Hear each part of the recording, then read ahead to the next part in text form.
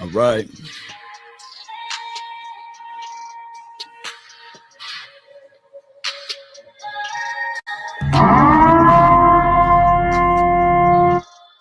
Yeah, right.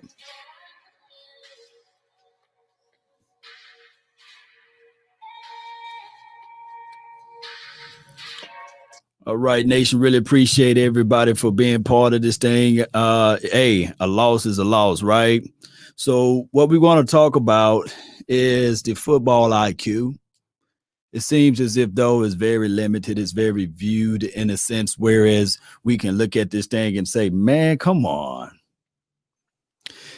I digress, man. Shout out to you all, man. And I really appreciate those that's been following the channel for a minute. Shout out to you, Big DZ83. You're the first one that's in here, man. I really appreciate you. And then on the Facebook group, Billy, thank you for being part of this groove action that we talk about. And the problem is with the Cowboys is sometimes we get in our own way. And I do know that people are leaning and looking towards the draft, and there's nothing wrong with that. Yeah, like my dog Akeem says, we're done. Stick a fork in it, right? What's up, man, with you, Salad? And my thing is, we can have Deion Sanders on defense, right? Let's say we had Deion Sanders on defense. If you plan the brothers so far back, it wouldn't change anything. If you're giving them the underneath, it will not change anything due to the level of talent. When you look back at the tape, for the life of me, I don't understand the philosophy of the defense playing the guys so far back, regardless of the situation. Even if we had Joe Montana, even if we had, a Pat Mahomes, or even if Dak Prescott was healthy, regardless of the situation in the scenario, you can't be 4th and 10 and allow that to happen, right? That play would have still occurred. The IQ level of this coaching staff, the decision that they decide to make is very puzzling. And 4th and inches, you drafted not a quarterback, a running back that you then in return gave $90 million. Was it 9 million? Was it 20 million? Was it 30 million? Was it 40 million? Was it 50? Was it 60? Was it 70? Was it 80? It was $90 million. And you don't put the ball in the belly of the running back to give you an inch. In case in point, you don't just lean forward. Man, I'm like, Bruh. what the what, you know? So I can get some tone going here. Let's listen in to 105.3 The Fan. I want to start out here today by saying, one, thank you for your time, as always, and our deepest condolences on the loss of the family member of Marcus Paul. And can only imagine and wanted to ask you first just how hard it was yesterday with the circumstances surrounding losing Marcus. Well, he was beloved, possibly the most of all of our audio check. Let me know in the chat if you guys can hear the audio of Jerry Wayne Jones. We're doing it through a different system today, so let me know if you can hear good old Jerry Wayne. Just give me a thumb up or say, yeah, dog, I can hear him, man. I can hear him. And this is from 105.3 The Fan. We screwed and been screwed since the Giants. Yeah. Yeah, you're right, Richard. Let me see. And Steelers, Steel and Knight. Yes, permanent starter 3-13. Sounds good, Billy. So yeah, you guys can hear it. Okay, let's listen again to Jerry. And let me see if I can help everybody else out. We will post the link in the description box. Normally, I don't do this live. I only do it pre-recorded. So I'm going to do it live today due to the time or what have you, press for time. So let's go. Organization. He touches everybody in his role. And everyone had their stories of their time they spent with him, all the way from Coach McCarthy. Weekly spent a lot of time with him because they would go over each player and had a lot of time there together. So someone that touches everybody in the organization, as opposed to, say, to a position coach that might see just a part of the team. it really touched everyone just from that standpoint. And he's a wonderful, wonderful man. And he I was talking with the doctor, and he just had never knew. It was just simply a immediate stroke that he never knew what happened. And so we lost a tragic situation. We lost a fine young man, relatively speaking. You know, with these situations with this type of coach, it felt like to me, and in my experience with teams that you have, coaches aren't one of the guys, but this particular type of coach is kind of one of the guys. Does it make it any different for how the team, reacted? Maybe had it been somebody else. Like I point out, he is, and he was, and you notice the tributes to him from people that really amazingly associated with the Cowboys, but had experiences with him. And I got some of the nicest notes from the New York Giants ownership that knew him well because of the years he had spent there. But he came to us great. Mike Wasick was one of his greatest supporters. And Mike, we thought a lot of over the years, and so Mike recommended him here before McCarthy came in, Mike, and then of course immediately when Mike got here, he wanted to keep him in charge of that whole area. That's a critical part. Barry Switzer once told me one time. He said, frankly, the most important coach, most important person other than me. Is the guy that does our strength and conditioning coach. We send a lot of messages and get a lot done there. Bill Parcells used to go back there in the strength and conditioning room and sit with the players, and he would work over their diets. He'd suggest diets to them and put different things in their health regime. And he said, "This is my time to build relationships," and he would do that at that time. So critical spot, a big loss for us. Yes, that's for the strength and conditioning coach. Like I said in our previous video, everybody that's on this team visit with the strength and conditioning coach. And it's a sad situation. So even in the midst of our downs, still pray for each other. If you have loved ones close by, still give them a hug, kiss them on the forehead, those type of things. Still do those things, Cowboy Nation. Even though it felt bad, it was horrible that we lost.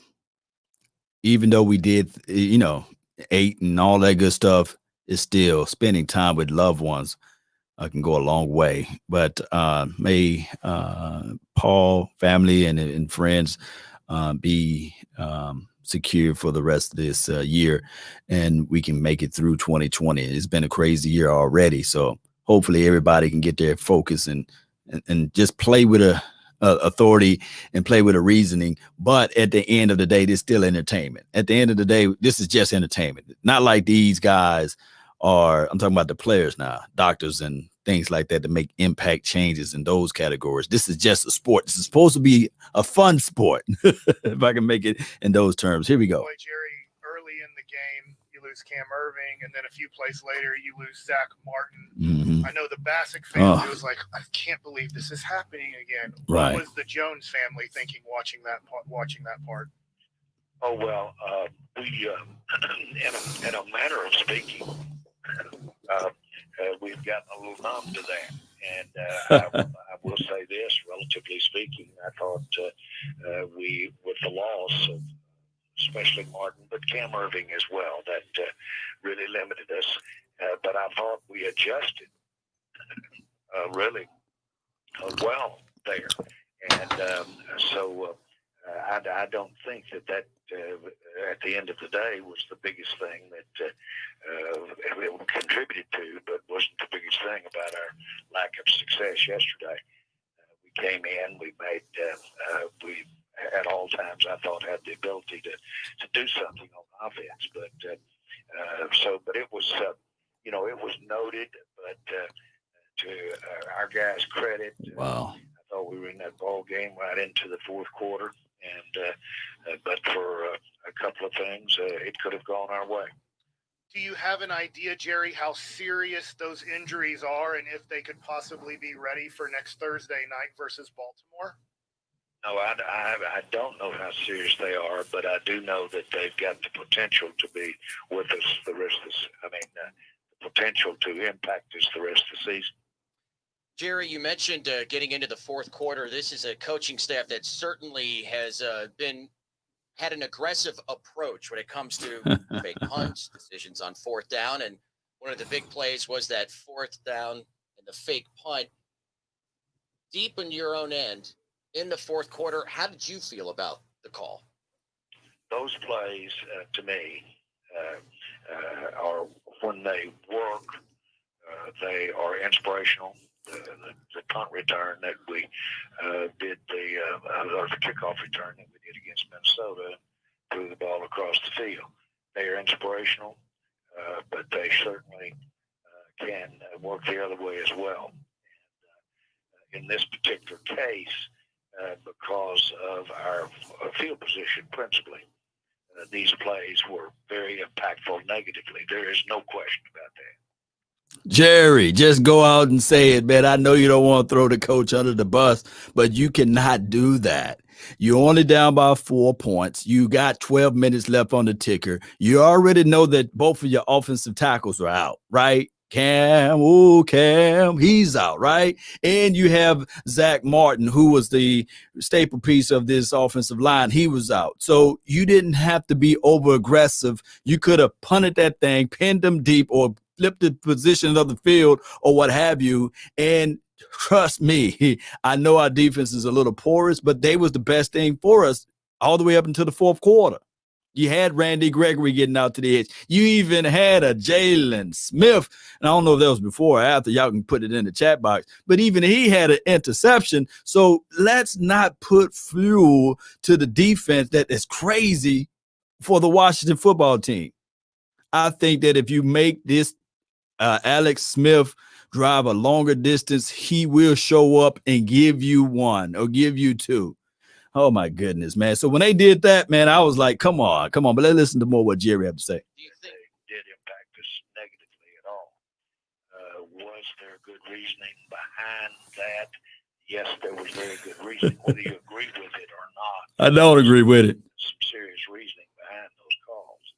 And they can take a situation that is teetering. And that is underlying everything here.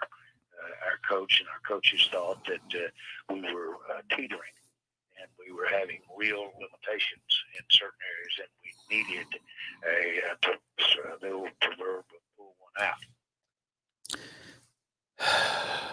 The coaches thought you was teetering, so you panic, huh? See what Brandon says. Jerry is an excuse maker, you know. When they did that, I was like, No, God! No, God, please! And I was like, I don't want to shoot something, man. How in the world you allow, anything on your own 24? You can't do that. You can't go out there and do that, Jerry. Everybody knows that. And regardless of whether or not you're teetering, that could have been an opportunity if you punt it all the way down.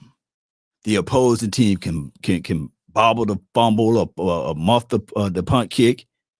That can give you momentum. The defense can go out there and make a play, get a turnover and take away. The whole game could have been different.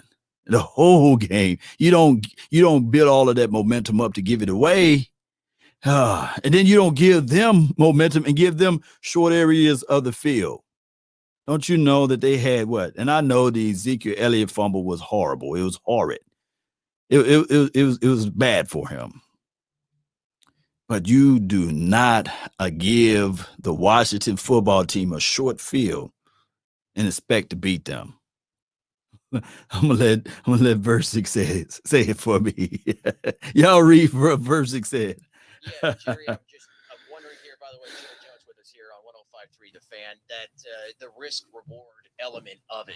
And I think from a perspective, certainly from a fan's perspective, that it may have seemed that it was just really grasping for straws maybe at the end of the game in a game that didn't really feel that way. That was only a 4-point game. Did it seem like it was more something that you didn't need to do in that area? Just the risk equal the reward?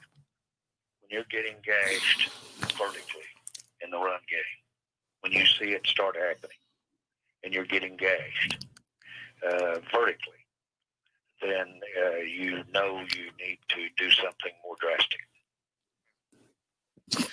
Well, Jerry, when you look at the offense, no. struggled in the pass rush. You kind of got to Andy Dalton. How did you feel Andy Dalton played on Thanksgiving? Under the circumstances, I thought he had us as a quarterback. He had us in the game all the way to the fourth quarter. Yeah, he did not turn the ball over. You could tell, everybody could. He was under real pressure. He was very aware of their ability to just take 4 rushers really and get the job done and putting pressure. Boy, that's a hard to work against when you just take 4 guys and really create the pressure. But I do not think that Andy Dalton was the reason that we didn't win that ball game. What does that mean? What that means is that if we'd had a couple of other things go the other way for us that were not a part of what he was doing, we could have won that ball game.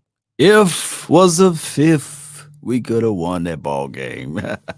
Oh my goodness, Jerry. I love him. Don't y'all love Jerry? We love him. We love Jerry, right? We love him. But Jerry, the general manager, Jerry, the I'm gonna peep in and be the scouting guy and also be the other guy. We don't love that boy. We don't love him, right? But we love Jerry, the owner, right? Because nobody can continue to sell like he can. The moon is made of cheese. Oh, it's delicious. I sell it to you. And you buy it, you fly all the way up to the moon, and you realize it's a big old rock.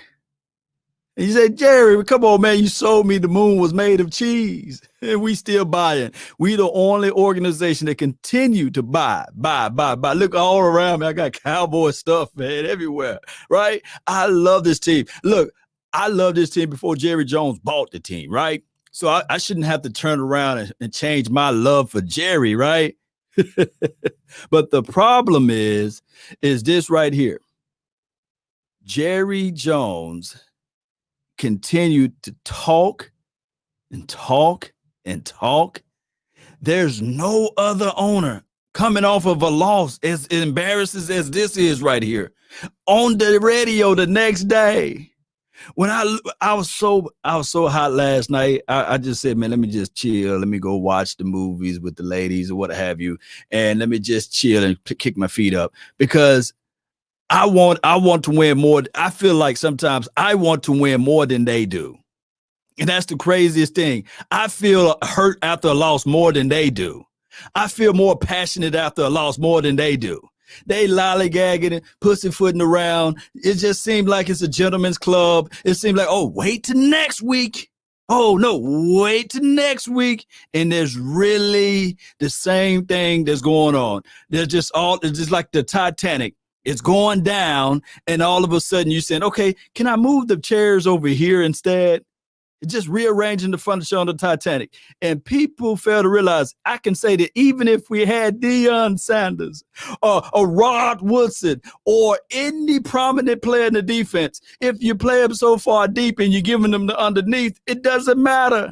That's the craziest thing of it all. And teetering, come on. Hey, for one thing, I can look at the players and say, yeah, some of the skill set is very suspect. Yes, you got a Rashard Robinson out there. There's nobody problem but Jerry Wayne Jones and company, right? And Stephen Jones and Will McClay and Chris Hall and all of those guys, right? That's their issue. Shout out to you, Martin, for making the donation, but that's their issue, right? They the one said, okay, we're going to bring and elevate a Rashard Robinson. That's them. That's on them, right? On the other end, when you're 4th and inches, you're going to do a comeback curl route. You're going to do a curl route, whatever the route was. I have to really look at it. But you don't do that on 4th and inches. I don't care if you had the middle school football team out there. Figure out a way. You know that team got a furious front four, and all they do is penetrate. So maybe get out to the edge. Maybe if you're right there with the inch, quick snap, hurry up and with the ball, sneak that thing in for an inch. Oh my goodness! But I do know that people would say, "Well, if it was successful, we wouldn't be talking about it." Well, let's go all the way back to the 4th and 10 play. If it was successful, it still doesn't make it a smart, excellent play, even if they were to complete it. 4th and 10 on your own 24, you don't do that. But let's listen to more what he had to say. So I thought I liked what we did, and I really thought if you compare the two teams, that the quarterbacks out there. Oh my goodness! I like Andy Dalton. And when it comes to Washington, Jerry, they've kind of done a little bit of the opposite of what you've done over the last few years. Is they've invested almost all of their first-round picks in defensive line. When you look at Washington and you look at right now your defense, do you look at in the future that we need to invest more kind of high picks in that defensive line? Well, what I would like to have done is being up against that defensive line with what we've invested in front of them in our offensive line. We didn't have it out there. They were all gone. All the money that we've been putting in the offensive line, 90% of it was watching the game, not out on the field. And so we didn't have that offensive line out there that we paid all the money to compete against their defensive line. Give me that, and I'd like to see that contest. But we didn't have that yesterday, and that's not here nor there. That's part of the game of football. But we've got, when you look at what could be, and again, that doesn't help you at all yesterday. When Martin went out, there goes, I would say there goes 80-90% of what you're spending on the offensive line, and frankly, the way we Appreciate your D Lunatic, man. He says fake punt with 12 minutes and 21 seconds left, down by 4 on your own 20. And the last possession, you get an interception, and it's a solid call. What? Yeah. So you're right on it, D Lunatic. And here's the situation. He's talking about the offensive line where he put all of his resources in at. And trust me, I love to protect your quarterback, but sometimes you can have too many focus points or focal points on one area. And offense do not win you championships. Let me repeat. Offense do not win you championships. Can I say it again for somebody way in the back? Offense do not win you championships. Defense do. So I understand the philosophy when you start making the pace of drafting offensive line for, dare I say, Tony Romo back in those days. Tyron Smith, he's gone. He said 90%. Travis Frederick, he retired. Zach Martin, he got his first injury that he may not play again this year.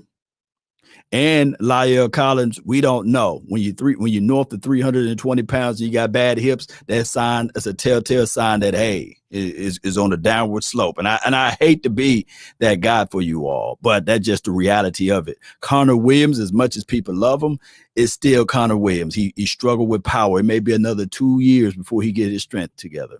That's just the reality of it. Now, Connor McGovern, those guys did okay out there. And of course, Biotish and Joe Looney, I can see that. But at the same time, we can't be going back and forth talking about, okay, offensive line, you invested over 90% on the offensive line, majority of it coming from your draft capital. I mean, majority of it coming from your cap and all that stuff. And what we're talking about in 2021 is drafting a what? Offensive line. What do offense do? Offense will sell you the hell out of tickets. They will. Everybody loves the high fly, catching the ball out of the sky, pulling it down for the touchdown. People love to look up on the scoreboard and see 40-0 or 40-21. But dog it, I'm a defensive guy. Hell, I love the game that's 16-3. I love the 14-12 game. I love the way if a team can play defense and shut them out and punch them in the mouth, that will be the way. But I don't think that this team next year, and we don't even think that they would even do this, draft a defensive tackle. And shout out to Justin Hamilton. He's from my hometown. He did a great job. Yeah. From where he was drafted at, and Antoine Woods. But if we want to get better in that spot, we're going to have to invest in that spot. Right? Right? Oh, my goodness. But we're going to continue to put lipstick on the pig. I promise you we are. A huge portion of what we're spending in general on offense. So that's one thing. But now let me say this. Gregory, Lawrence, Alden Smith, in the case of Armstrong, one of the bright spots of our team is Armstrong. 92.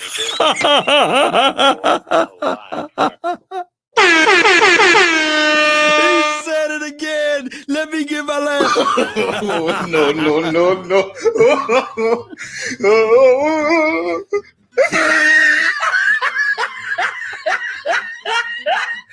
He said, Dorrance, Armstrong.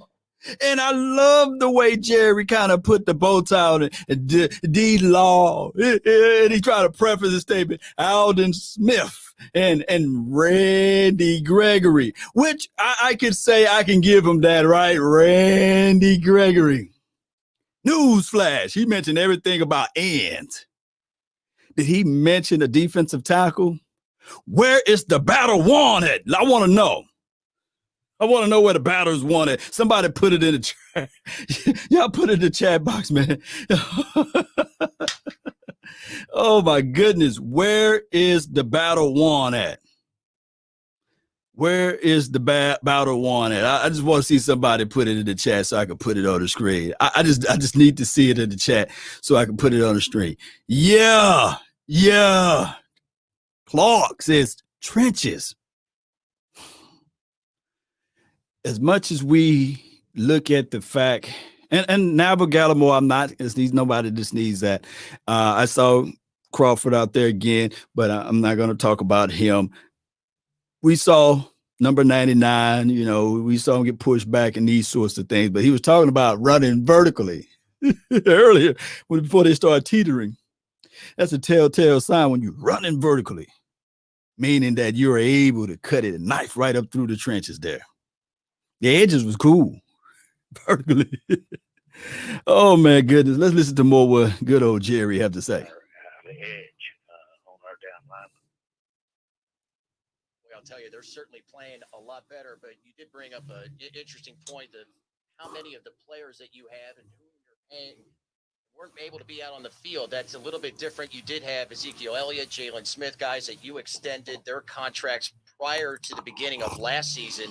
How do you feel about those guys and the return on the investment on those two contracts? Trenches. Well, I like what we've spent and what we've done, even going all the way back to picking him on Jalen Smith. That's been a home run. And he's everything and more we thought he could be coming back from the injury when we got him in the second round. He was Jalen, I'm not going to say that he had like one of these like Hall of Fame type of games, and I can get mad at the brother for catching the interception there, almost getting it into the the touchdown there, and the wide receiver kind of behind him and knocked him down, and he didn't do the celebratory swipe, so I like that more so than anything. None of the celebratory swipe and none of the feed me for Ezekiel Elliott, right? I like that.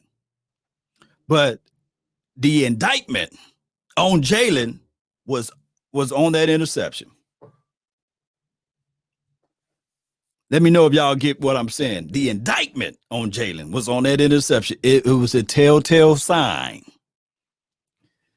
As a linebacker, you wide open in the open. It seems as if though the brother had a monkey, a bear, and something grabbing at his legs, pulling him down. That's supposed to be a pick six, regardless of how you look at it. And he had Scary Terry. The boy's 175 to 180 pounds to pull you down. That's supposed to be 6 of them right there. But we'll give him his flowers because I love the interception. Alex Smith was looking right at him and said, okay, hey, it's Thanksgiving season. Let me give you something. Here you go, Jalen. Here's 6 of them. No. Oh, goodness. Oh, my goodness. Oh, my goodness. All right, let's listen to more what he had to say, and I'll break down the Jalen Smith film session on another low. So that is absolutely a winner. I've said this before. Zeke has our best player. He certainly yesterday he was up against a tough situation with where we are, but still, I like both those players, and I think we're lucky to have both those guys. Now, Jerry, I wouldn't take the resources. I would not take those resources that I'm putting there and trade not having those guys for those resources. I would not do that. Sorry, I didn't mean to interrupt you. He laughing. One more question here. A lot of the topics that have been surrounding this team have been on tanking or positioning in next year's draft. You've been at this a long time. In your opinion, with this team specifically and how it's built, which would you think is going to be more beneficial to the team? Being drafting high next year or coming off of a playoff appearance? Oh, I think coming off the playoff appearance, unquestionably. This is now. This is this year, and you wait now. And there's really not a decision here on our team of tanking. Let me be real clear, and I'm not offended by the conversation at all. And I understand what you're talking about. That's just not going to be the case. And we've got players that we're having to play, not because necessarily we have a choice. We have these players. They're our best players to win the ball game. It turns out they're the players that ought to be playing. They're the young players. They're players that also potentially have, for the most part, good futures. So the only definition I know about tanking is to play people that can help you in the future more than they can than someone that could help you more now. We don't have that situation. Jerry, after the game, I can just go back to 2017 when you guys had that show All or Nothing. And I know after a tough Thanksgiving loss, you talked to the guys and tried to give them kind of that little break, but inspire them going into the break that they would have. Did you get to talk to the team? Kyle said he would take Terry over Cooper. Oh, my goodness, man. Hey, don't be prisoner of the moment, Kyle. Terry can't hold Cooper's drop strap right now. And yes, he is fast and what have you, but come on, man. Go watch some tape, man. Go watch some tape and back up your argument there or your opinion, because, you know, those convinced against their will is of the same opinion still. Oh, my goodness, man. Like, Terry himself, like Terry himself wouldn't take Terry over Cooper. You know what I'm saying? You know what I'm saying? Terry is still like here's the thing. Here's what Cowboys fan. I don't know you're a Cowboy fan, but here's what Cowboys fans would do. They would look at a certain player and watch the highlights or watch a few plays and say, yes, that guy's better, right? And for example, Tyreek Hill. Tyreek Hill was looking at it like, man, I can learn something from Amari Cooper. I love the way he come in and out of his transition. His release is crazy. He's great. I wish I had some of his skill set with the height and size or what have you. But there will be, in the same breath, people that will be looking at it saying, I would take Tyreek Hill over Amari Cooper. And then they don't understand that Tyreek Hill is a different type of wide receiver. There's different types of wide receivers, and some wide receivers fit better scheme and systems for said quarterback or for said system. And especially depending on who's the coordinator and how they draw up plays to put them in places in position to win. But it is what it is. Let me see what we're here. Nothing scary about Terry other than the 4-3. Right. And to be honest with you, he wasn't the determined factor to win against us, what have you, or he was the reason why they won. The determination of the factor was we played everybody overs and they gave the underneath. I'm like, God, dog, come on, Cowboys, get somebody on them, put redirect. And it was just a horrible situation. But I feel what people would say, though. You know, it is what it is. It is what it is. After the game yesterday, Talked to individuals with the team. Yes, I was there and talked to individuals with the team, and they expressed at least the way that I handle adversity, or I'm trying to address a situation that might be what like we're dealing with here. These guys have to not only individually but as a group address how they are going to go out there today and get ready to play Baltimore. So that's the kind of conversations I have with them. Jerry, again, our thanks for joining us here today. And again, our condolences for the loss of Marcus. And we look forward to hearing from you next week. Enjoy your day. Thank you, guys. You as well. I tell you, he don't feel the loss like we do, man. Oh, my goodness. That was Jerry Wayne Jones. And it's one of those situations where we can look at it and tell him, you get nothing. You lose. Good day, sir. That's all we can tell Jerry, man. Good day, sir. You lose. He don't feel the loss like we do. We feel it, and we mad, man. We ready to throw some hands, right? But as the owner and general manager, billionaire, playboy, he have a right to just call into his radio station and be like, hey, you know, well, it's not his radio station, but it is, you know, if you guys get what I'm meaning, and say, yeah, we like Jalen. We like the coaching decision on the 4th and 10. Or we like, you know, this, and we're not trying to tank, and we're going to be okay. You know, that's just the selling of the optimism. And for some strange reason, next week when we play against the Ravens, the return of Dez Bryant, right? Is he going to be out there? It's a Thursday nighter, right? So give us that extended time, and then watch. It'll be a whole different Cowboys team out there. And somehow we'll win. I kid you not. Somehow the Cowboys will be winners or victorious over the Ravens. Watch. And we're going to be stuck in that place of saying, let's go. And this is the craziest thing of it all. Watch. They already said Lamar got COVID, right? So who's their backup quarterback? Is it RG3? And is it RG3?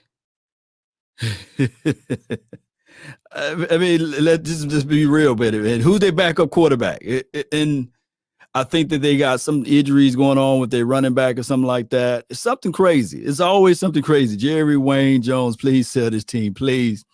Abe Shepard, he said that he would sell the team for no less than 10 bill, right? Or 11, north of 10 bill. So if I can start a GoFundMe account, right? Hear me out, Cowboy Nation. If I could start a GoFundMe account saying I need to raise 12 bill, right? 12 bill. I wouldn't want to be the owner. I'll make it like his to be the general team. It'll be the Texas team. Everybody in the Texas will own the team in the area, Arlington, what have you. Everybody in Arlington and whatever the Green Bay Packers, whoever do it that way, I'll do it that way. And I'll set it up whereas coaches will have terms. You know, after your 4th term, you got 4 years to get it done. Every 4 years, we're gonna have to reelect another coach. And if you're doing good, you get reelected. If not, there's the door. How would y'all like that? You know, and we'll go out there and we'll scout the coaches, we'll scout the defensive coordinators. And everybody be under a term, you know. It's so it won't be no craziness that's go around. I don't know how we'll do the voting and things like that. Yes, my girl Jessica said yes. RG3. Well, we could beat RG3, right? Oh my goodness, y'all like the idea? I'm in law. Oh, y'all. Okay, I'm gonna start the GoFundMe account seeking $12 billion to buy out Jerry Jones and company. Give me the keys, Jerry. Hey, but here's the thing. Here's the outlier, right? my first nominee, or my first person that I would select as the head coach, believe it or not, would be Jimmy Johnson. I would make him the head coach. And I heard that there are stories of Troy Aikman wanting to be a general manager. I would say, hey, Troy, get out of the booth, man. You didn't help Joe Buck out long enough. And I see how hard you are towards players. So I like that. And I know it'll be some growing pains, but I'd like to bring you on as an understudy under Will McClay. So that's my first order of business. But I will have in the contract Jimmy Johnson. You remember that contract that you signed in '89 that you said you had full control of player personnel and decisions? You can have that same one, but I'm just going to give you some options here with Troy Aikman and Will McClay, you know. Yeah, we'll pull him up out of retirement. Jimmy as GM. Now he can be the GM, but then we'll find a head coach, right? We'll find a head coach. He can be GM, yeah. Or Eric Bieniemy, he'll be a good head coach. Yeah. Or Darren Woodson. I don't think that's his calling, Darren Woodson, but we'll at least call him up to interview, right? Jimmy will cut the whole team from Cape Francis. That would be nice, huh? That would be nice. Romo for offensive coordinator. You know what? The thing is with Romo, I love him. I flat out do love him, but I wouldn't want him as the offensive coordinator. Can I say it one more time? I wouldn't want him as an offensive coordinator. Y'all like, bruh, come on. I would hire Tony Romo as a defensive coordinator. I'm going to let that sizzle down. And like Country Wayne said, I'm going to let that sizzle in your spirit. You know, the law says no. That keeps it all the way. Why would you hire him as a defensive coordinator? Because Tony Romo knows the play before it happened. He could be in the helmet of either the safety or the linebacker, and he could tell him like, hey, look, they finna run right. That's Tony, man. Tony be calling out the plays before it happened. I said, Tony, you'll be a hell of a defensive coordinator. I mean, you'll be able to know exactly what the down and outs are, what the probabilities are, where they're trying to go with the ball. Just look it up. Just think about that. Just think about it like Ripley's Believe It or Not. Just think about it. He would know exactly.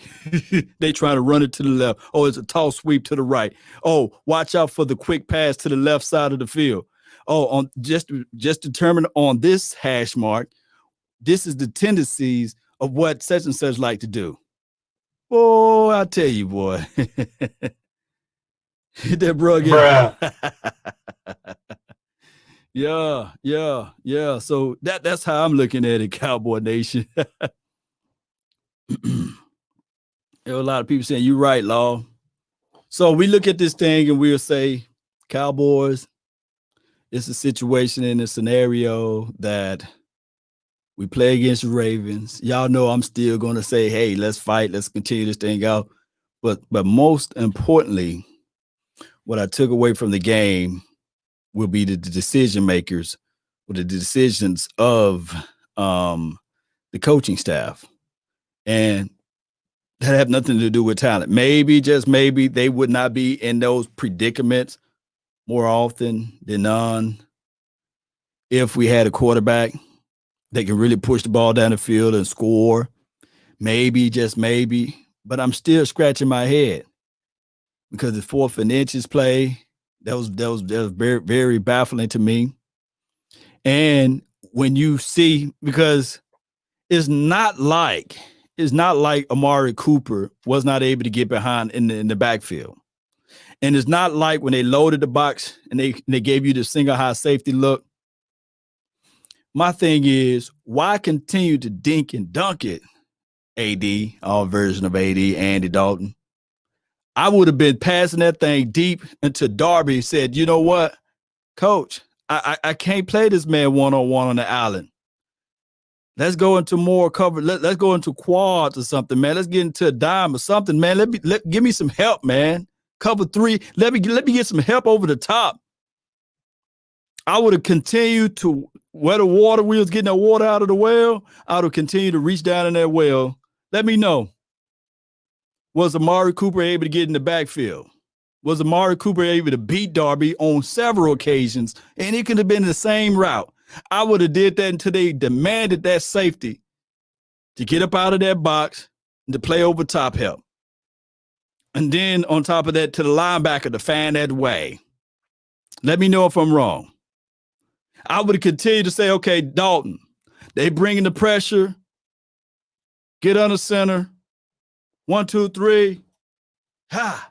Get that ball out to Amari Cooper.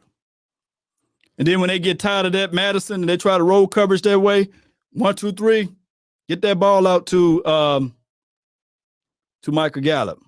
Hold on right quick.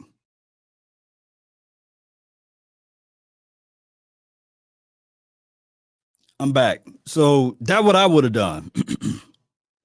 Here's somebody says, I strongly agree, Mike. Law is from Michael. Yeah. Strongly agree. Yeah.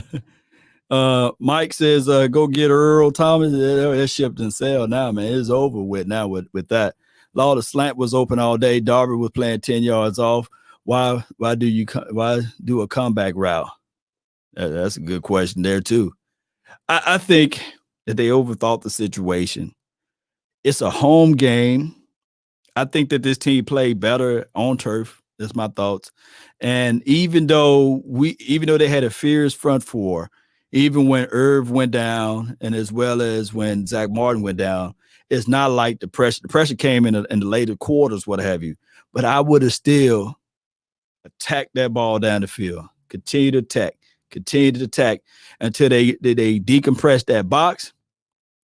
And then I would have did the putting the ball in the belly of Ezekiel Elliott. And like I said on the pregame talk with me and Sky Walker, we did a show.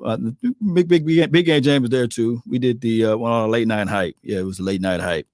I was saying that this would be a game, whereas you would want Ezekiel Elliott to get his touches, but as well as with Tony Pollard. Do anybody have the stats? I should have pulled up the stats before I went live. But do you guys have the touches of Tony Pollard? Can y'all tell me how many touches he had? Because I know Ezekiel Elliott only had 10 attempts as it relates to running the rock. Yeah. Cowboys Jay says Garrett was never this bad. One thing I can say about Jason Garrett, and I know it's crazy for me to give him any lips of praises, right? Is that his team collectively was a little bit more ready than what we just seen today. Now, it could be for the simple fact that, and I know it's like blasphemous for me to say that, but it could be for the simple fact of COVID and injuries and all of these things that occur. But nevertheless, and of course, the new coaching staff being a part of the situation. But in the same breath, let me know that the team that we just played against, was it a new coaching staff? Was it a new defensive coordinator? Was it a new system that they implemented?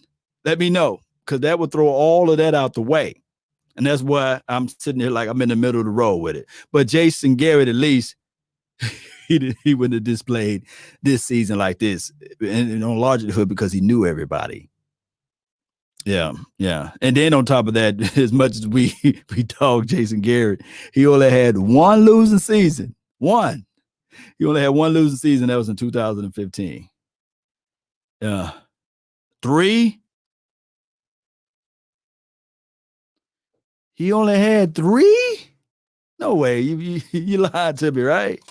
3? Okay. Here we go. Big Nate says 6 touches for TP. Not enough. Not enough touches. Yeah. I'm like, bruh, come on, you got to have more than that, right? And when the all 22 is out, of course, I'm going to do, and I see that a lot of people like it that way. I'm going to do every play of the offensive series and every play of the defensive series. Offense first, though, because it's easier to decipher and break down the offense.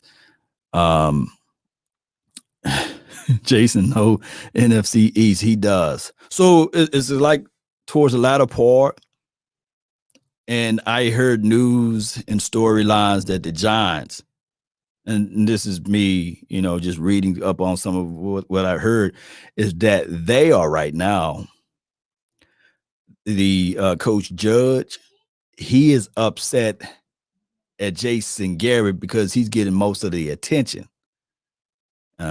So the thing is, when you get upset because someone is getting attention, this is just leaked news out that way, and it could be fake news, right? It could be false news, or it could be untrue news, basically. But the news on the street is that Coach Judge over there is getting mad because Jason Garrett is getting all of the attention. And we seen that storyline before, right? It's just that maybe Coach Wade, he wasn't as boisterous. And we saw how Jason Garrett was the second in command, and all of a sudden he was getting paid the same as Coach Wade. And then all of a sudden, 40 to 6 against the Green Bay Packers. And then they insert Jason Garrett, right? They fire Coach Wade, and then, everybody looked like they knew how to call plays all of a sudden. Cowboys 2021, nobody is my home and will get his money. It's called be smart with the contracts. Jerry is not. Yeah. I heard that too, Law. Yeah. So it's one of those things, man. Something to make you think, something to make you wonder. Part of something. Yeah, something to make you wonder too, so that's something that we're going to have to, let me see. So that's something that we have to really pay attention to. Can you guys still hear me? Let me know if you can hear me, because I'm going to tune in to them and see what they're talking about now. Bring Garrett back then. No. Let me see if I can pull your name up. Hey, it says bring Garrett back then. No. Don't double dip in the sauce. You get the chip, you dip it in, you eat it. But don't you hate that when somebody get the chip? You guys can hear me? Ultimately become, as good as Russell Wilson. Oh, they're talking about now. I certainly believe he's got the mindset. Who did this? But that's how I would look at those three. All right, so yeah, I'll tune back to them. But no, don't you hate when somebody take a chip? You got like this bowl, and you got the salsa, and somebody take the chip at home, and they want to bite half of the chip, and they say, let me dip back into it again. Nah, that's nasty. Don't do that. Don't do that. No. You gave Jason Garrett 10 years. He couldn't get it done in 10. Now you move on. Now, the only thing I will double dip on, and I know you guys gonna say, hey, Lord, wait a minute, you just talking out of both sides of your neck. I would double dip on Jimmy. That's the only person that I allow for you to grab that chip and then go back in and grab some more. You know what I'm saying? Yes, indeed. Yes, indeed. Yeah. Man law. No double dipping. Yeah. Shout out to all the. What am I doing that? Wait, Here you go. No. No. Don't be double dipping. Put that chip down, man. Don't put it down. Put that chip down. Oh my goodness. Harold Jones says Dak will not sign another franchise tag with the Cowboys. His agent will not allow that. You might be right on that. He shouldn't sign the franchise tag. Dak Prescott should be doing this right here. Yeah. Whatever Watson is getting, I want to get a little north of that, right? A little north of that. Let me see what we have. Even if Dak played, I guarantee we would have still lost. No. No, I don't think that we would have lost. I think that if Dak would have played, we would have saw some crazy stuff, though. We would have still saw some crazy decision making. But I think if Dak would have played, I think that Darby would have been just been roasted out there. I think that Darby is glad that Dak Prescott didn't play. I think that that's the situation. Call me biased, call me a crazy, but I think that's the situation, the scenario there.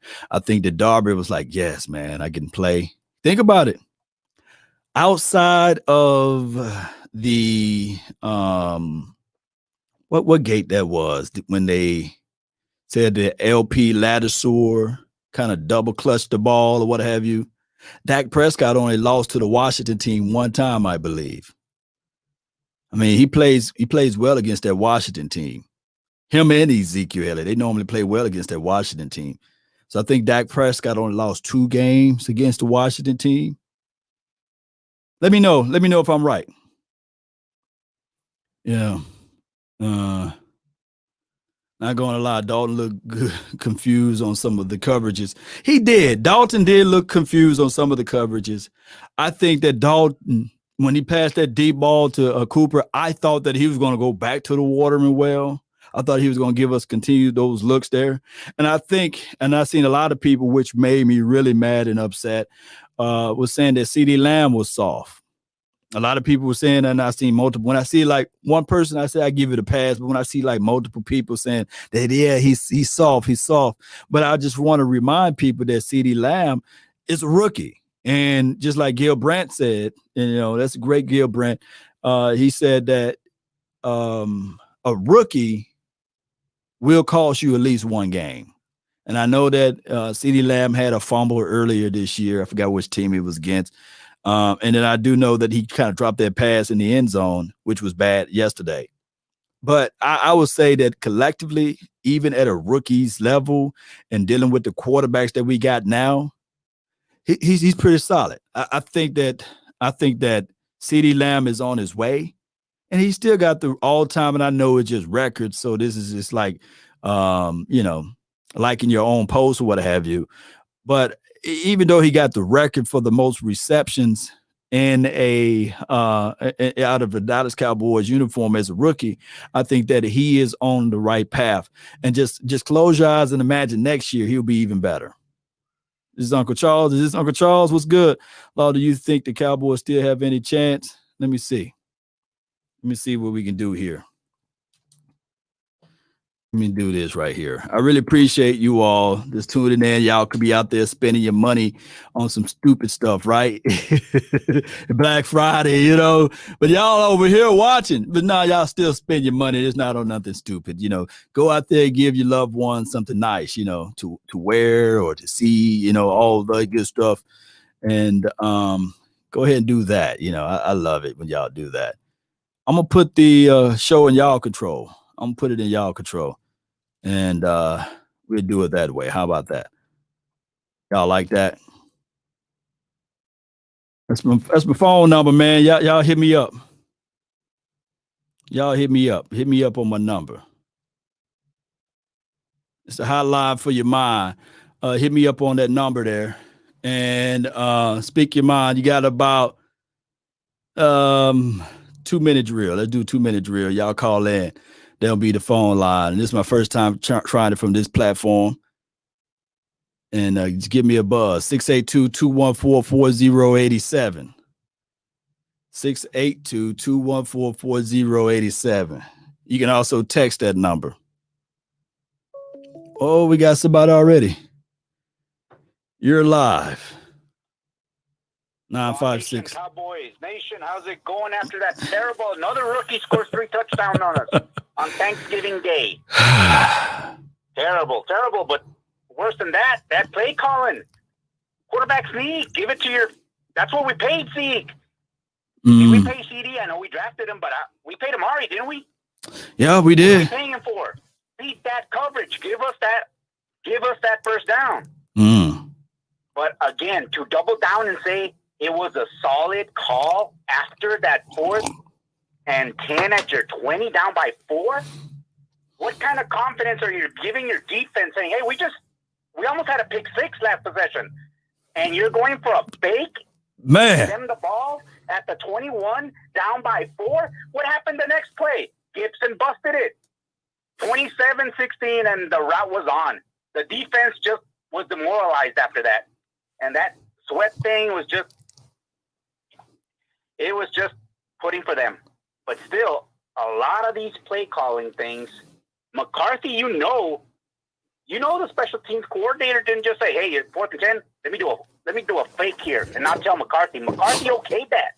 Yeah. What analytics showed you? That's a solid call there. None. Down by 4 with 12:21 to go. Yeah. And then they said, you know, a lot of people looking at it like all number 11 had to do is just throw the ball down the field. Or you know, the lunatic, if you have that arm that you have not been working it out, you're going to go into the 4th quarter to throw the ball 30 yards down the field. Come on, anything can happen off of that play. It just wasn't a good look. I mean, let's face it, it seems our first possession, damn, Cam Irving goes down. And then, god damn, our Hall of Famer goes down. It seemed like the offensive coaching staff then panicked. Yeah. They gave up on the running game. They gave no help to T. Steele. Now you got an undrafted rookie free agent in Brandon Knight against the 2nd overall pick. Then you have an undrafted rookie free agent who has probably only won 5 plays in practice and in the games going against number 26 pick overall? Sweat? And you don't give him any help? None. How the hell does even some of the people I were watching with, man, that guy's bad. How does that guy get on the field? Injuries, that's how, and no adjustment.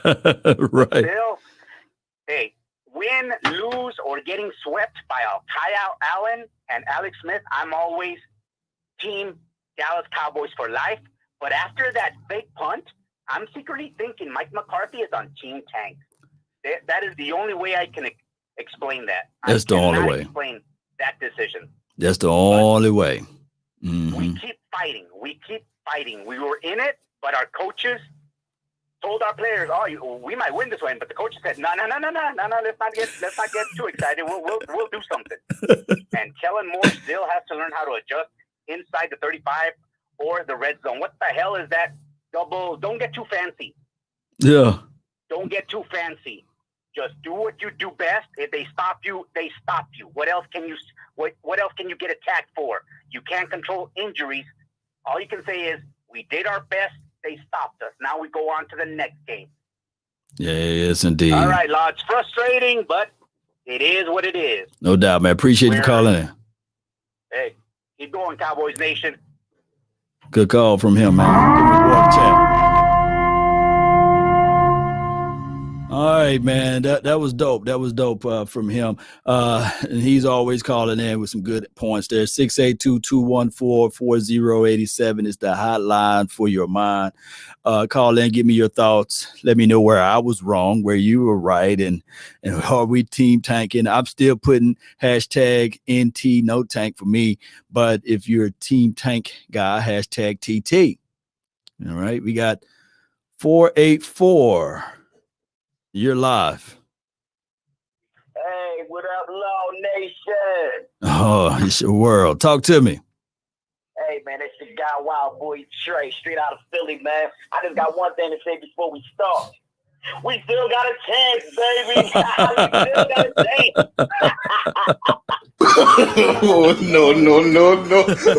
No. Go ahead with it. I'm that optimistic Cowboy fan. I can't help it, man. It ain't over until it ain't over, man. Yo. You know what I'm saying? But, hey, man, I want to tell y'all this. When Jalen Smith couldn't get in that end zone yesterday in the interception, I knew the game was over. I said it's over. Throw the game away. It's done. When Scary Terry chased him down at that interception, I said it's over. Lord, take me down. He should have been zigging and zagging, right? Yeah, I said, oh my God. I said, Jalen, look like you're going somewhere, and I look like you're not. Please get in the end zone, please. Hey, you know what I wanted to say? Somebody should have said, Ricky! You know. Yeah. I said, oh, it's over, man. Then a fake punt. I said, you know what? It's over. I can't take it no more. Who does a double reverse on a punt? I never seen it in my lifetime. Lord have mercy. Yeah, it's crazy, man. But appreciate you for calling in, bro. I appreciate you. Thank you. All right, appreciate you. Good call from the 484, man. Let me know if the audio was great, man. Oh my goodness, man. It's one of those things that is always crazy. CD Lamb is still a beast. Is from Akeem. Yes, I agree. He is a beast. It's just that, man, we got to look at this thing and say, all right, it is what it is at this point. We got the 903. You're live, 903. Talk to us. Hey, Lau, what's up? Yes, everything. The sun and the moon. How you feeling today? I'm feeling very well. I done come out of quarantine. I beat COVID by the grace of God. Hallelujah. And Zeke got hurt on that charge play. If y'all did not see that, when they had the camera on him, he was leaning.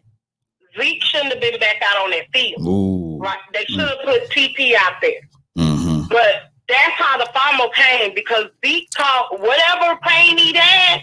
He was fighting through the pain trying to play because he didn't want to let his fans down. He didn't want to let Coach Paul down. They was trying to win this game. But it was the poor play calling that cost us.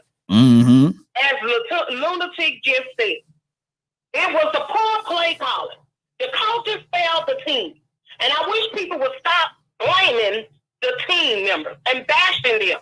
Because you can't blame Jalen. Jalen tried to get that touchdown. He tried. Stop talking bad about Jalen. It was not his fault. He got us there to get that touchdown. It was that poor, dumb, stupid call that cost us our touchdown. But Jalen got to get there, though. Yeah, go ahead. The only defense that really got picked. I mean, I know Jalen has been having his different woes and downs, but Jalen has been in the past few games trying to be Jalen. We are blessed to have Jalen. I prayed for that young man when he had dropped foot. That God restore his limb fully. But I get so sick and tired of people want to bash the players because they make a mistake. Mistakes happen. Mishaps happen. You learn from them. What y'all wanted them to do? Throw their bodies on the line so we can lose more clean players? Is that what you fans wanted? Because I have been pulling for this team when we was 1-15. And I don't appreciate y'all lame bandwagons. I only want to be a fan when we win. Now, when I went out on Twitter, I wasn't talking about you. Right. I was talking about I was talking about those ones that want to really be up here that was always trying to encourage the fans, start bashing the fans like the bandwagon fans was doing. I get so sick and tired of that. Yes, we lost. Complaining is not going to change. We're not the owners. JJ, I feel like he cost this game like that. But like I said, Jimmy didn't bow to the source. We need a coach like Jimmy Johnson that don't bow to the source. But it's about winning. It's about his team members not getting hurt, but playing plays that they, even though this is a sport, it's physical. Injuries happen. But don't sit up here and act like, oh, this and that. Those boys tried. We don't even know how our players really feeling, Law. How close they were to Coach Paul. It is fans that knew about Coach Paul that is hurting. Because I talked to my cousin yesterday, and she was really, really hurt about that. I ain't trying to hold your line, because I know you got other callers, but I really wish some of these fans would think, because our players were hurting. They're hurting because they lost Coach. They hurt because they was really trying, and they was failed by their coach. They was failed by their leaders. They don't have Dak. Dak was a hardball leader. Dak helped them boys stay focused and they keep their mind on the game, keep their mind about winning. They don't have that quarterback up there to talk to them like Dak was doing. He was physical. He was about winning. And I pray to God we don't lose that. because it really hurt me. Yes, indeed. Yes, indeed. You have a great day, Lord. Oh my goodness, people yeah. need to think. We are blessed. Some of our players can beat COVID because of God.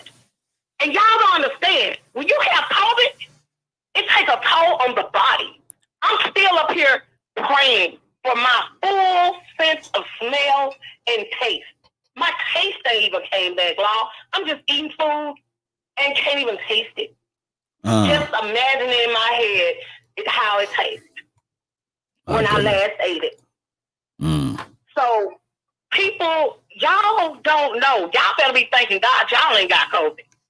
And I hope to God that our boys can go and win this game. But Law, I really want them to push that game back because it's 14 days you got to stay in. And those boys coming back out there and being around them other boys that have been around the people that have, because it takes 3 days for you to know you got COVID, man.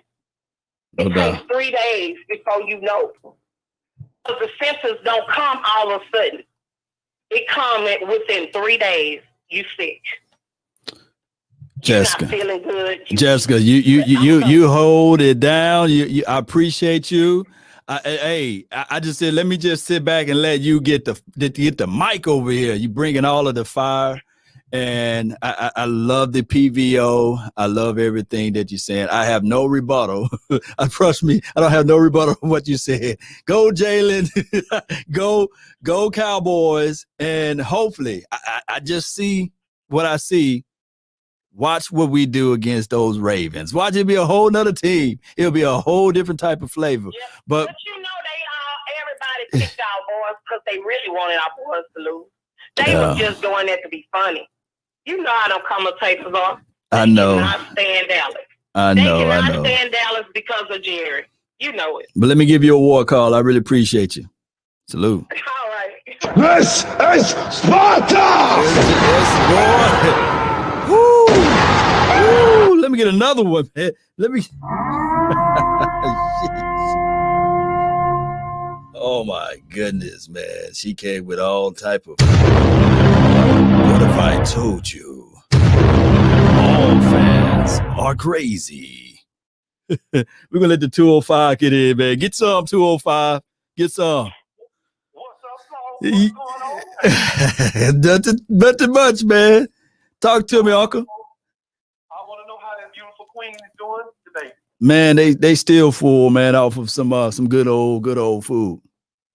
Well, you know what, Law? One thing is nothing like having brotherhood and family. It's important to our nation. It's important to our world. But right. To come in, because I know you got a clock game. Let me tell you something. Moses went to Pharaoh and said, "Let my people go." Let him go. And not listen. God said, "Move out the way." And then the brimstones and the locusts start to come. 3 days go by. Pharaoh was all to him. He said, "What Moses said? Look, man, and if I see Moses came to you and told you what God said, he wouldn't listen." And then after all that, after saying all that, Pharaoh still wouldn't learn. And then God said, "I'm gonna find out can you swing it." And we know how that goes again. This is what I'm talking about the other night on the show, about the man in the desert. Jeff Jones got his hand in our back. He wants us to see what he wants us to see and do what he wants to do and think the way he does. We need to start taking our hands and putting it in his back. We will not put him. How can you call a game like that in Minnesota and then you go completely from it in the next game? This is what I'm talking about. And I want to tell the Cowboy Nation this. If you see a man come to court to pay a driving ticket and he show up with some boots on and a pamper, there's something wrong with that. Right. If you see a man out in the parking lot cutting grass and it ain't no grass, something wrong with that. This organization is flawed from the top down. Oh, Jerry. One thing I can say, Law, he had that mask on. So, Jerry, since you don't know anything else, keep your mask on. And I love you, bro. That's my company.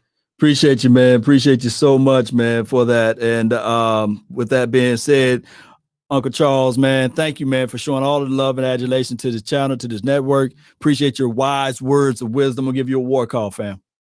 Thank you, bro. Yes, I do. This is Sparta! That's a good call from him, man. Oh my goodness, man. And the craziest thing of it all, Moses, he never got a chance to see the promised land. After all of that stuff he done did for them. After all of that stuff. Oh, we got the 908. You're live. How you doing, Mr. Law Nation? Nah, I'm making it, man. I'm making it. Wonderful words by Jessica. Wonderful words by Uncle Charles. Now I got you, man. Put them words out there for me. Oh man, yesterday, man, it was a disgusting game. I mean, up until the fake punt, you know, the game was going back and forth. The game was close. We were only down by 4. And there was, you know, questionable calls way before that point. Right. You know what I mean? Especially on the goal line. But to make that type of a call, you know, it was 13 minutes left in the game. Defense was playing fairly well. And, you know, if it wasn't so deep, maybe if it was on the other side of the 50, like maybe around 45, you know what I mean? That range, I could accept that a little more. But to be so pinned back and just to know that if you fail, that you're giving them points. And I know that we were lacking in personnel yesterday, but I really, truly believe the coaching is what killed us in that game. Oh my goodness, man. You right on that. Shoot, the coaching killed us on a lot of extents. You know, McCarthy he said that was a good call. How he could say that fake punt was a good call, to me, you know, you have to kind of think about his thinking process a little bit, you know, like as a football coach, that's probably the worst thing you could call is taking the game out of your team's hands. You know what I mean? Yeah. I know it's a 50-50 play, and I know if you make it, you know, the momentum's there and you have a chance to go down and score. But if you fail like they did, the disaster that's waiting, I don't know, it just blows my mind. It doesn't seem like they're football smart. That's my biggest problem. Right. You know what I mean, you take Steele, you keep Steele in there for 6 weeks, okay? I don't mind giving him 2 or 3 weeks at the most. You know what I mean? But you keep him for 6 weeks, he's horrible for 6 weeks, and then you finally take him out. You know what I mean? McGovern, I thought McGovern played good in the Washington game. Not yesterday, but the first Washington game. And I think, you know, I think he's a better player than Steele. So to put Zach out there, I think Zach should have been on tackle, you know, 5 weeks ago. You know what I mean? I don't know. I mean, how do you feel, Mr. Law? I mean, I just question a lot of their football knowledge because I think it has to do with more ego. You know what I mean? And their first assumptions of what they think might be right, instead of admitting, you know what, maybe we misevaluated this. Let's go another direction, you know, quickly instead of waiting 5 or 6 weeks. Yeah. Anyway, I hope you had a great Thanksgiving with your family. And I hope everyone stays safe and everybody was good. But I just wanted to get that in there. Appreciate you for the 908, man. Appreciate you. Good call for the 908, man. Good call for the 908. All right, so 2-minute drill, man. Y'all call in. You got 2 minutes. Yeah, he did say it's a coaching situation. 713, you're live. Yes, sir. Boy, Eastside, how you doing, sir? I'm doing better than I deserve. How are you feeling? Oh, man. You know, talk to me. I'm 39 years old, man. You know, that might have been the best Thanksgiving. Well, it might have been top 2 in my life. You know, 39 is not old, but I've seen a couple Thanksgivings now. Right. But yeah, man, you know the Texans, you know, their team is rebuilding. And it looks like Dallas is rebuilding also. I hope you came to that reality. How do you feel about it? When you say rebuilding in a sense, or are you talking about just retooling, like injuries, new coaching, all that good stuff, right? Who we building on? I know for sure we're not building on Jordan Lewis, right? We're not saying that he's going to be the future for our defensive secondary, nor Xavier Woods, nor I don't think that Cheeto Woozie, if he continued to play the way he playing now, is going to be back next year. So when you're saying rebuilding, then we would have had Reggie Robinson out there. We would have had Francis Bernard and Bradley Anai, and we'd have been saying, okay, we are now rebuilding, getting these guys snaps. So I think that the Cowboys trying to win, but they can't right now. But if you want a cookie for your Texans beating the Detroit Lions, you can have a cookie, man. You can have a cookie. You can get the cookie. I've been hearing that from a lot of Dallas fans, but they talking like they better than Detroit. Look, I think Detroit probably would destroy Dallas from what I've seen. Maybe you saw something else yesterday, but hey. But East Side, hold on. Y'all won one more game than the Cowboys. And you've been absent when y'all lose, but now that you win, you know my number, 682-214-4087. Come on, Eastside. Come on now. Hey, lost. You know, a lot of Dallas YouTubers, man, they had their lines open at the beginning of the year, man. But I try to hit them up. They lines closed. It's like they didn't pay their phone bill or whatever. But that's another story here nor there. I just came to tell you, man, keep your head up. Thanksgiving, you know, things is up and down. R.I.P. Marcus Paul. That's yeah. Different, but yeah. I just came to touch base with you, brother. I'm glad you have your phone lines open. I'm having it open. You about the only one, because the rest of them, they phone lines is down for the call. Hey, man. Appreciate you, Eastside, man. Appreciate you, man. Hey, no problem, sir. All right. Good day, sir. Good day, sir. You know. All right, man. You get nothing. You lose. Good day, sir. Eastside, man. Eastside. Oh, my goodness, man. It's one of those things, man. It's one of those things. Good old Eastside. Y'all was here, right? Y'all was here when the Texans lost or what have you, and he didn't call in. And it's a whole nother story. 931, you're live. Yes. Talk to me. Hey, listen, my name's Abe Shepard. You took a couple of my posts. Appreciate you, Abe. Thank you. I'm calling from Fort Campbell, Kentucky, retired military. I know I'm going to start a whole lot of controversy with this. Go ahead. Listen, Jerry Jones is not going to tank the season for a defensive player. If he tanks the season, Jerry Jones is taking the season for a player he thinks can fill the stands. And that player is going to be Trevor Lawrence. I'm telling you right now, because Shannon Sharp and them have already said that Trevor Lawrence will save them $25 million. If he pays Dak Prescott $41 million every year, and then pays Trevor Lawrence a rookie salary of $40 every 4 years, or $10 every 4 years, $40 million over 4 years, that's going to save them enough money to stack the defense. That's what their theory is. I'm telling you, there's no reason why Mike McCarthy made the decision that he made last night, and then come back and double down on it and say it was a good call. Man, you've been excellent. I love your show. I love your show a lot. Thank you for letting me say that. But I know it's going to cause a lot of controversy. But Jerry Wayne Jones is not going to tank the season for a defensive player. Yeah. He is going to tank the season for an offensive player, and one that can fill the stands after this pandemic is over next year. Thank God. Hopefully, okay. He knows he can pack the stadium next fall, and that guy is going to be Trevor Lawrence. And Trevor Lawrence is going to sit there, and Jerry's going to give you all kinds of excuses in the world as to why they did it. Thank you for listening to me, Law. Appreciate you, man. I can hit Jerry now. Not. You good call from him, though. You know, good call from him. That's a good call from him, man. I can hear Jerry Jones say, I can see that.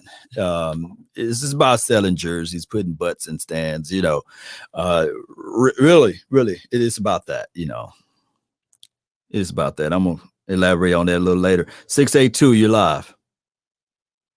Hello, how's it going? It's going great. I can't complain. I just wanted to hear your idea on this. In our fifth pick of the draft, who do you think we should pick, defense or offense?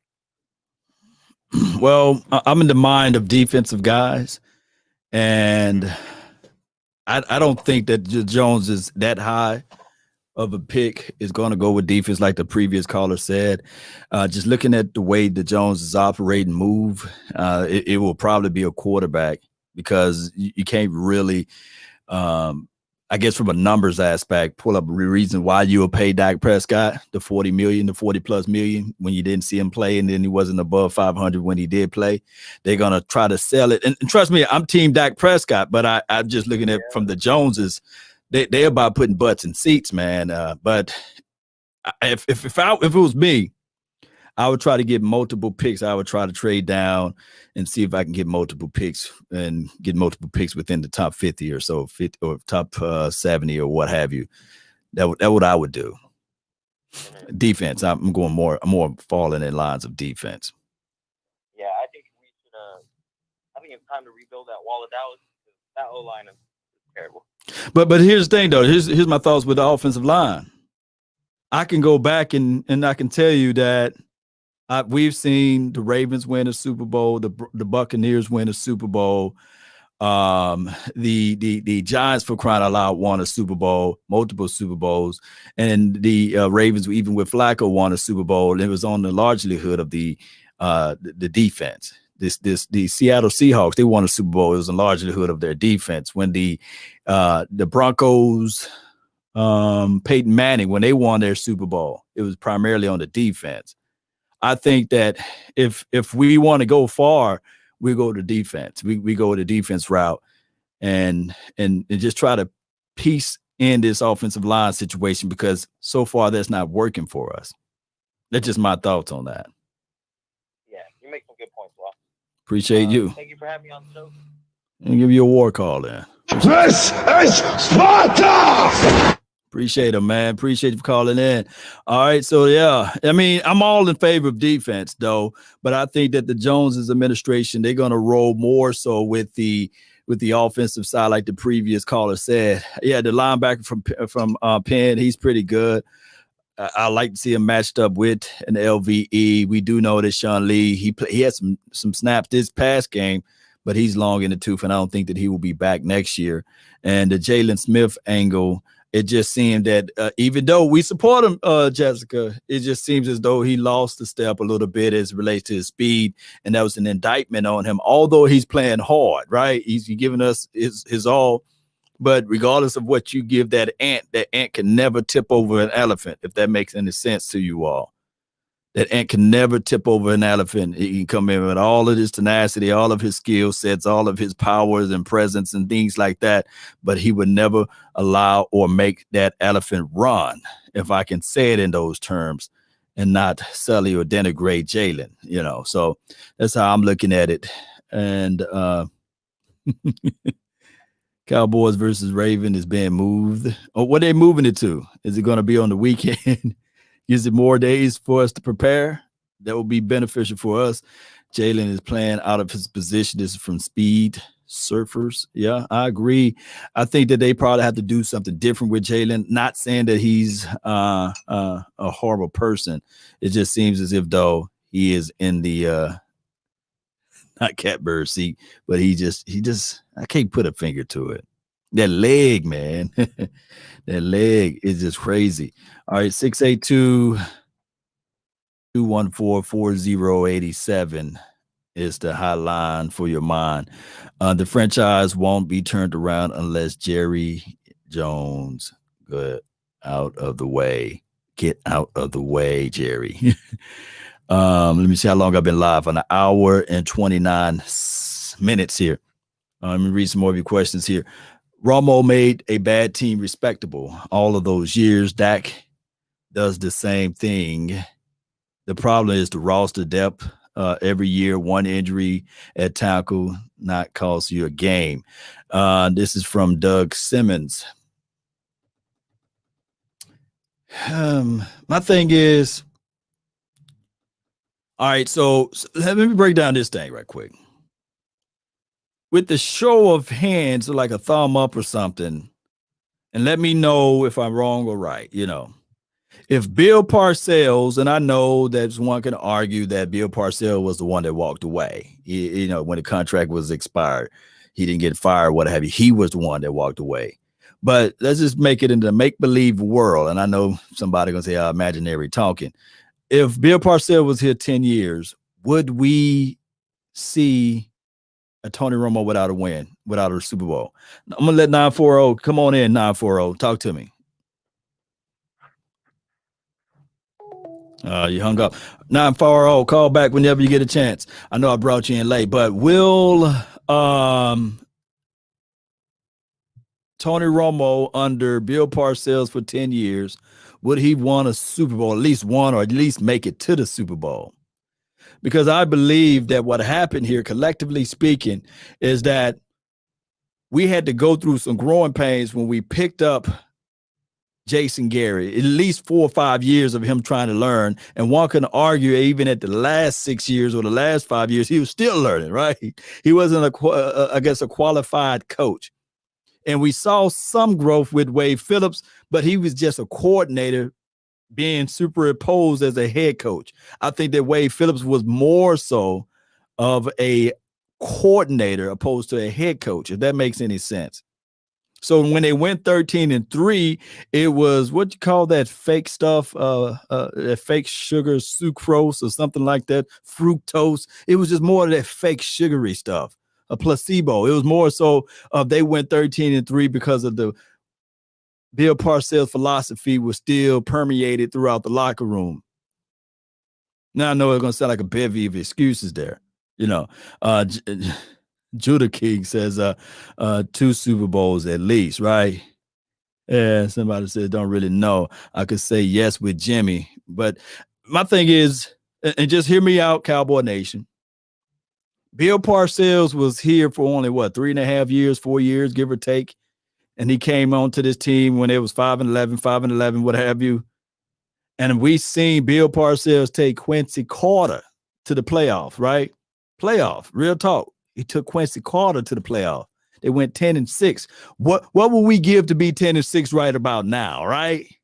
He took Quincy Carter, even with the limited amount of roster that we had, to the playoffs, right? Let me know if I'm wrong. Then to wrap it up, at the last part of his years or career with the Dallas Cowboys, he took an undrafted, a guy who was in his 4th year at the time, a Tony Romo, an unproven commodity. They made it to the playoff with Tony Romo. At that time, Tony Romo wasn't the Tony Romo that we've seen in the latter part of his career.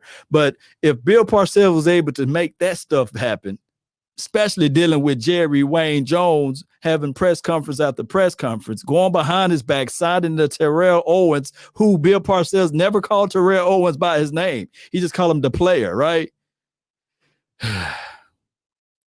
Hey, it is what it is. I just think that if we had a real coach for those years, for that amount of time, we would have at least been to the Super Bowl. But I think that Jerry, he's been always muddling the water and these sorts of things. And Jerry, in the last 20 years and 25 years, and I'm not trying to make this a Jerry hate show, but he's not feeling the same thing that we're feeling. He built a $3.5 billion playpen. He built a $2.5 billion workout facility. He's been inducted to the Hall of Fame, for crying out loud.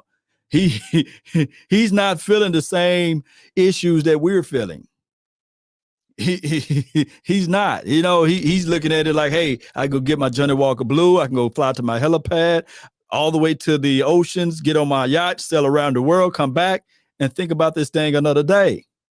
Whereas we sit here, we're listening in to 105.3 The Fan, ESPN, First Take, and they all talking bad and down about our team, saying that we can't win when it needed the most. We got people just from other fan bases like the East Side Herald tuning in, talking bad about our team. We got Washington team. We got Eagles fans and Giants fans all saying that, hey, the last time y'all won anything was 25 years ago. You might as well say 26 if you add this year into it. But we still loyal. We still support this team. But I think that the way when we get the loss, they don't feel it the same way. You know, they don't feel like we're feeling right now, right? Yeah. Yeah, it's a beautiful day in Mesquite, Texas. Shout out to Mesquite. Jerry wants to win Jerry's term. Yeah. Yeah, he's certain like he want to win it his way. I don't want to give credit to somebody else, right? I did a video where as he came out and said, hey, I'm in control of everything. I control the color of the Gatorade that come out of the great Gatorade bowls, what have you. It's all on me, from the socks to the jocks. Yeah.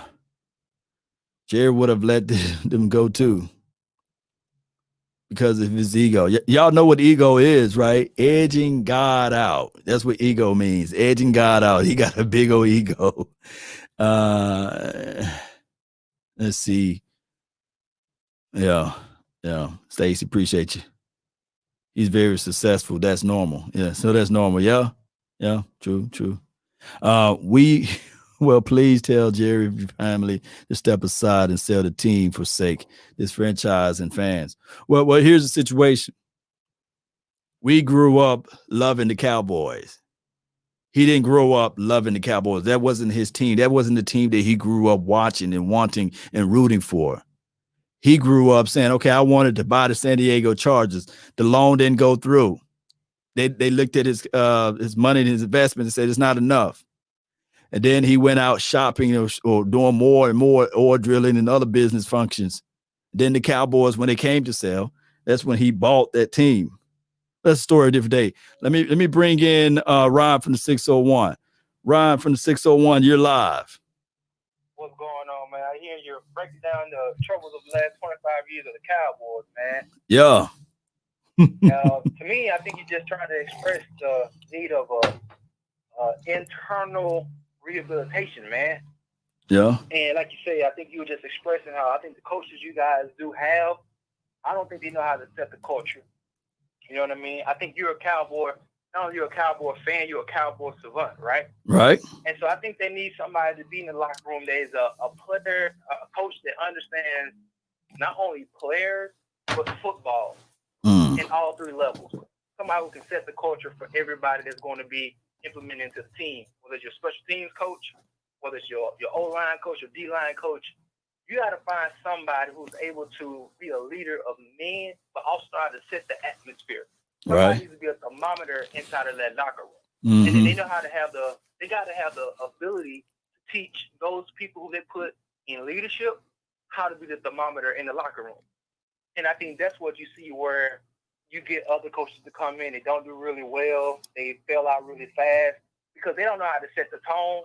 They don't know how to encourage men to do their jobs properly. And there's not this linkage. You know what I mean? Right. And so that's what I see a lot of times when I look at the Cowboys over the last 25 years. They put people who may look like they could be smart and intellectually sound about football, but they don't know how to teach everybody within the confines of that locker room how to do their job and do it very, very well. You know, they say a genius is someone who can know how to understand something, but then also make it simple to teach those who don't even really know what it is that they're trying to learn.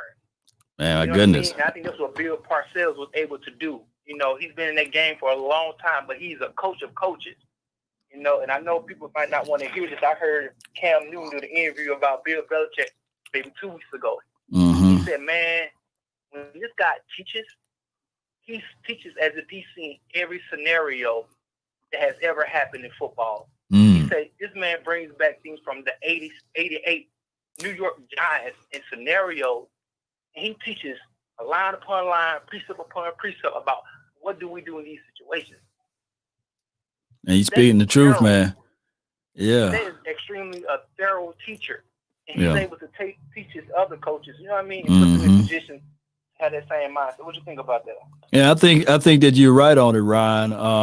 My thing is Yeah, and I know that people are going to look at recency biases. They have recency biases on it and say, well, they're not winning anything as well in Patriots land. But before the kickoff of the season, I think they had, 7 guys to say, okay, we're not even going to play. 8 guys on defense. 8 guys on defense. That didn't play. 2 Pro Bowlers. And I know it sounds like a bevy of excuses, but they still look like they're into most of it. And although their record doesn't say such, but I think that he's even trying to gear himself up to see what he can get out of this particular team and be ready for the next year. And I will say with this, and I know you're not even a Cowboys fan. I know you love those 49ers, and I can't stand the 49ers. But even with the 49ers, by your owner not having his hands into the mix on a majority of the situation, how many times y'all made it to the Pro Bowl or Super Bowl, I meant to say, since 25 years? I think it's 2 or 3 times, right? 2 times in the last 10 years. In this last decade, both still made it. Yeah. Had several different coaches. I got one of them now. I don't know why I got Mike, but Mike Nolan. Yeah. So so at that point, your owner allowed somebody to come in. Now, I would say your owner got in the way and muddied the waters and got Jim Harbaugh. Is it John or Jim? Jim or John? Which one is his name? Is it? He had to get over John Harbaugh. If y'all would have kept John Harbaugh, y'all would have went to the Super Bowl again. You know what I'm saying? But that's a story of a different day because y'all went there with the Shanahan kid. But there go to show you that you can rebuild and build within 10 years, right? Yeah, even the Rams did it. Nobody want to talk about that. The Rams did it. How many times they win? They only been to the Super Bowl once, but that team was trash. You know what I'm saying? But they rebuilt it. You know, they got rid of Fisher. They moved from St. Louis all the way to LA and went to the Super Bowl in 2 years.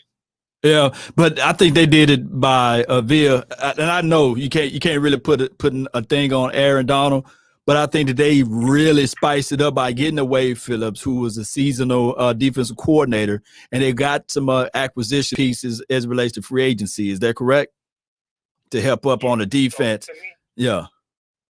So how would you feel about trading a couple of your pieces, whether it's Amari Cooper for some round picks, trading some of the people y'all may have gave some big money to in this offseason to try to garner more picks so y'all can have deeper depth in all positions, whether it's offense and defense, you know what I mean? Well, you know how when they say you're working and you're painting something or you're mopping and you don't want to mop yourself into a corner because you got to walk back over the clean parts. I think that's what Jerry Jones did. I think that he paid Jalen Smith too early. He paid Ezekiel Elliott too early. And for the Ezekiel Elliott apologists, I'm not saying that that he's the problem, though, but his contract is. Those are untradeable contracts. So he's not able to pivot and get out of it like the Patriots was able to do with some of their contracts. And we're not able to be in that situation because now we're in a situation where do you pay Dak Prescott $40 million? And do you paint yourself in a corner with that when you could have had him for 22, you know? So now you got to overexert yourself to pay this guy $40 million because he is the heart and soul and the beat of this particular team. And it may be too late to put the toothpaste back in the tube and say, hey, we believe in you now that we see that we can't do anything without you. But I do know the low-hanging fruit people would say, hey, you wouldn't win when you had him, you know? You see how it goes? So now we're in a situation where you guys did something similar because y'all was looking for a quarterback and y'all thought that, hey, Jimmy Johnson, he was like pretty much he was like undefeated over there in Patriots land, right? Oh, yeah. So y'all exerted him and y'all brought him into the fold and y'all said, okay, we got a Jimmy Johnson, Jimmy Garoppolo. I'm saying Jimmy Johnson. Yeah, Jimmy Garoppolo. Yeah, you ain't got Jimmy Garoppolo and you inserted him, but it was more so with the defense that was able to help, and it was more so with the style of run that you guys was able to do with the coaching staff. But they're gonna let him go. I'm telling you, they're gonna let him go and probably get Dak. Probably get Dak. That would be. You heard it here first. Watch what I tell you. Would you want Dak on your team? Hey, for Jimmy G. Oh, I'll switch him in a heartbeat. Oh my goodness, Ryan, man. I would love, yeah. You need, hey, people don't understand that there's an unspoken thing about being a leader of men. You know what I'm saying? Mm-hmm. Even though Dak probably doesn't got all the wins and the playoff wins, there's something in the locker room that you can tell that guy has, because you can look at the team that's playing now, and you can see they're missing that substance, you know, that intangible that he had, you know. And a lot of teams need that to go over the hump, you know what I mean?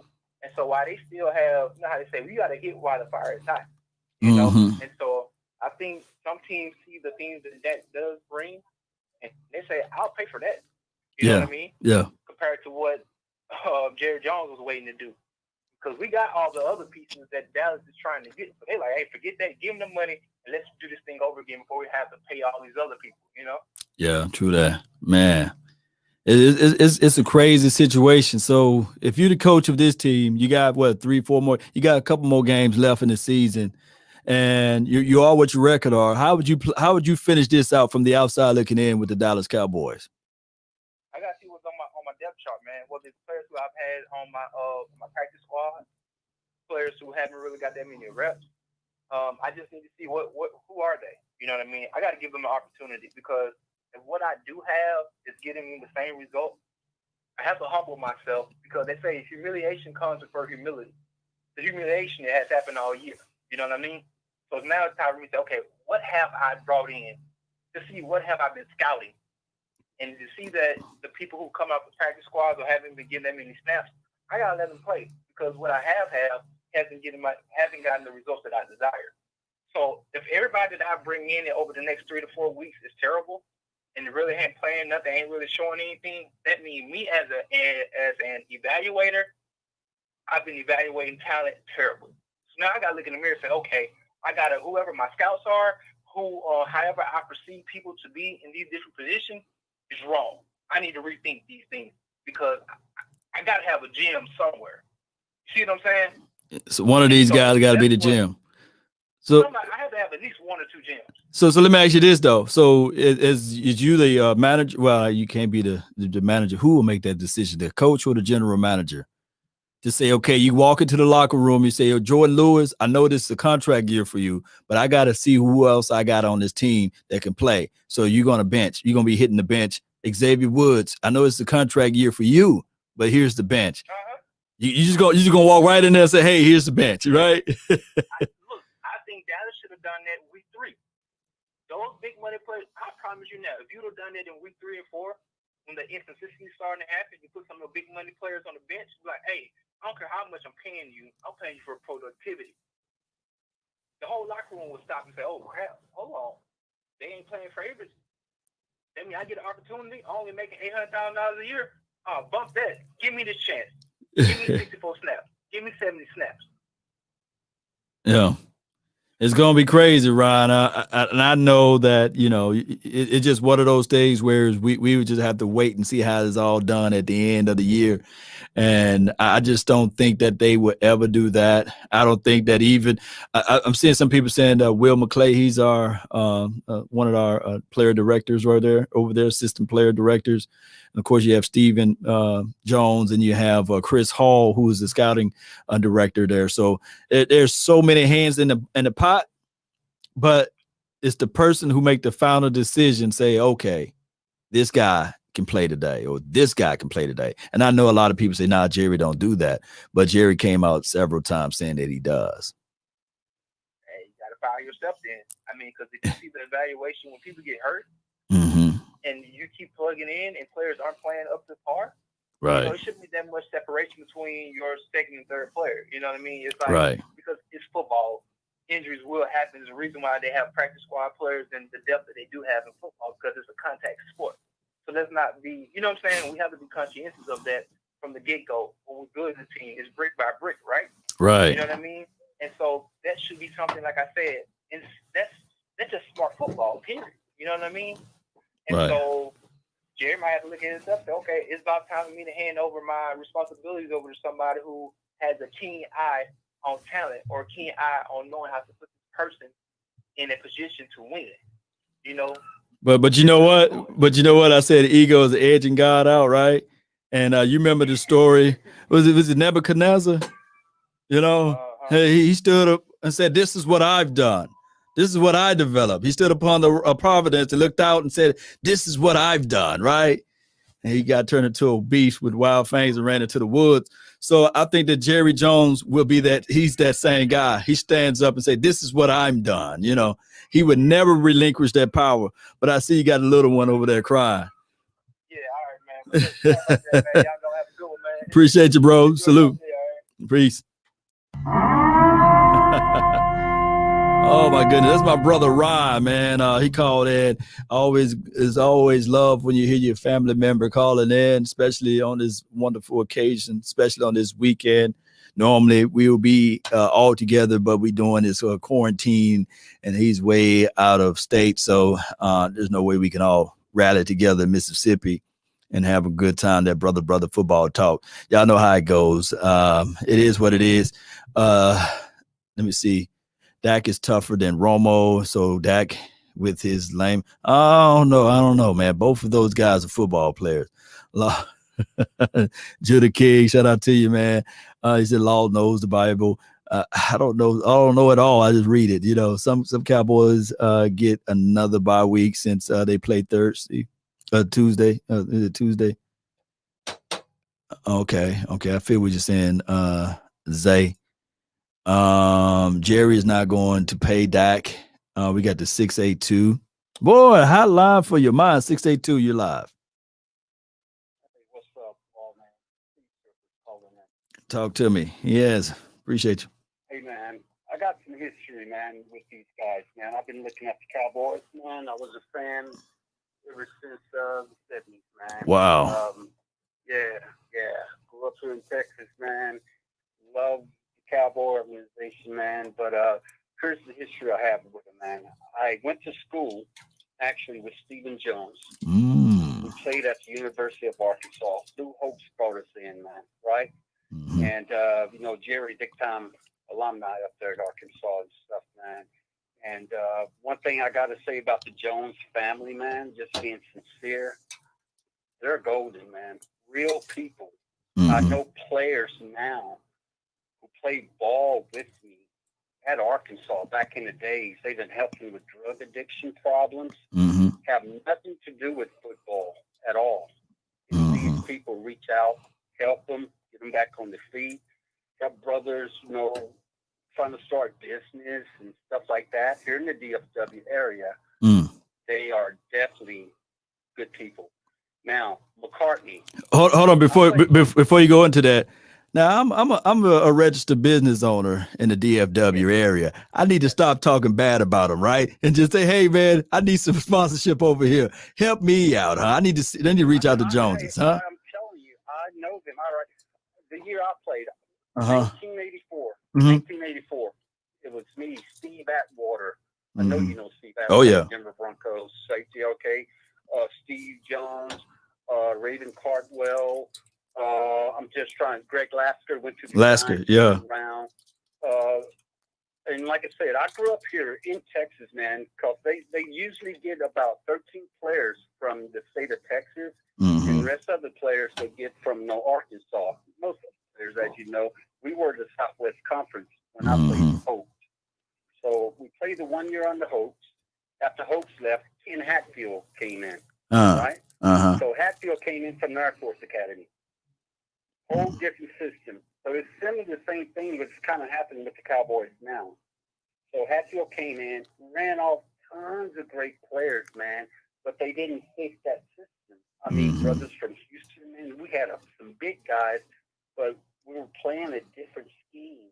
And a lot of the guys went to SMU that left the University of Arkansas, believe it or not. They went to SMU, set out a year, then they played. You dominated until Norby Walters and all that stuff happened and stuff, right? With the agents and the players and stuff like that. I played up there, man, and I left. My agent wanted me to play another year, so his name was Jim Fender, and he was working for Tom Condon. I don't know if you're familiar with agents and stuff like that. I played outside linebacker for the Razorbacks. Right. All right. Now, this how it went down. When I got to Fort Hays State, Mike McCartney on the coaching staff at Fort Hays State couldn't stand the guy. He was a young chump. His father Mike's dad had big pull, man, with NFL teams. That's how Mike McCartney got off into the NFL coaching ranks and all that stuff. It was through his father. You can look it up. Do your research and go look it up, man. I'm speaking facts here. Right. We had, and Fort Hays State was a school, NAI school, that was getting a lot of guys from D1, either for they got in trouble or drug issues or whatever. They go to Fort Hays State, try to play 1 year, and go to the league. Right. We got this one wide receiver from Florida named McNeil. He went on to the Green Bay Packers. Really talented dude. He did very well in NFL, retired and stuff like that. When I played for Mike up there, he was on the defense as a grad assistant coaching. The guy didn't know football at all, man. Which one are you talking about, Mike Nolan or McCarthy? McCarthy, okay. The head coach of the Cowboys right now.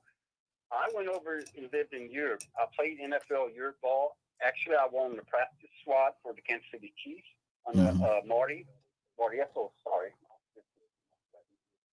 Okay, cool. So Mike, he was the type of guy. He didn't really know the X's and zeros, man. He wasn't that type of coach.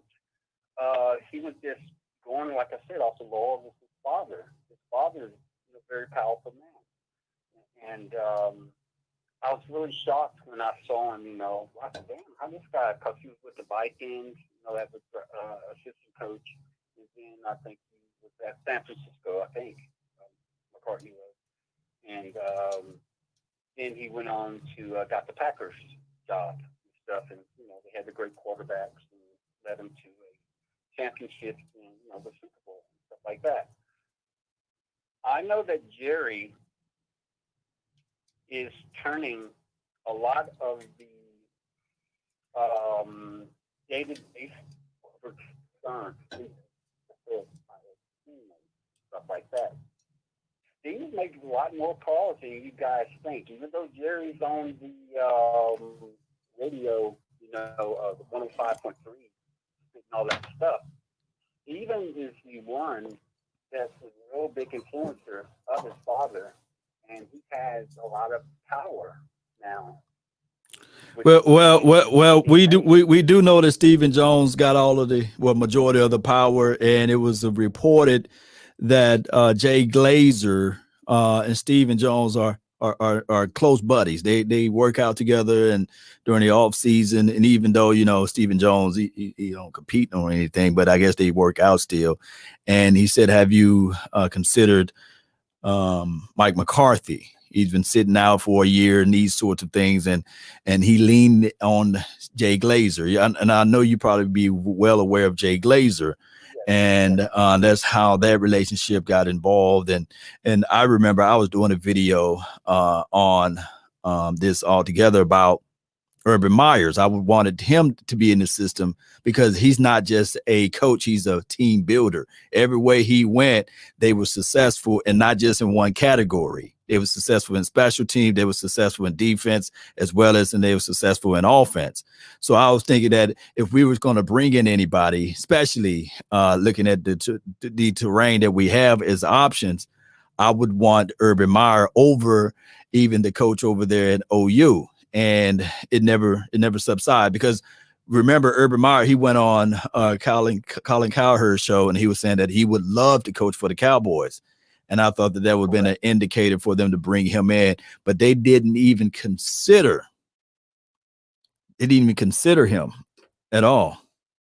And I totally believe you all. And that goes back to what I was kind of saying.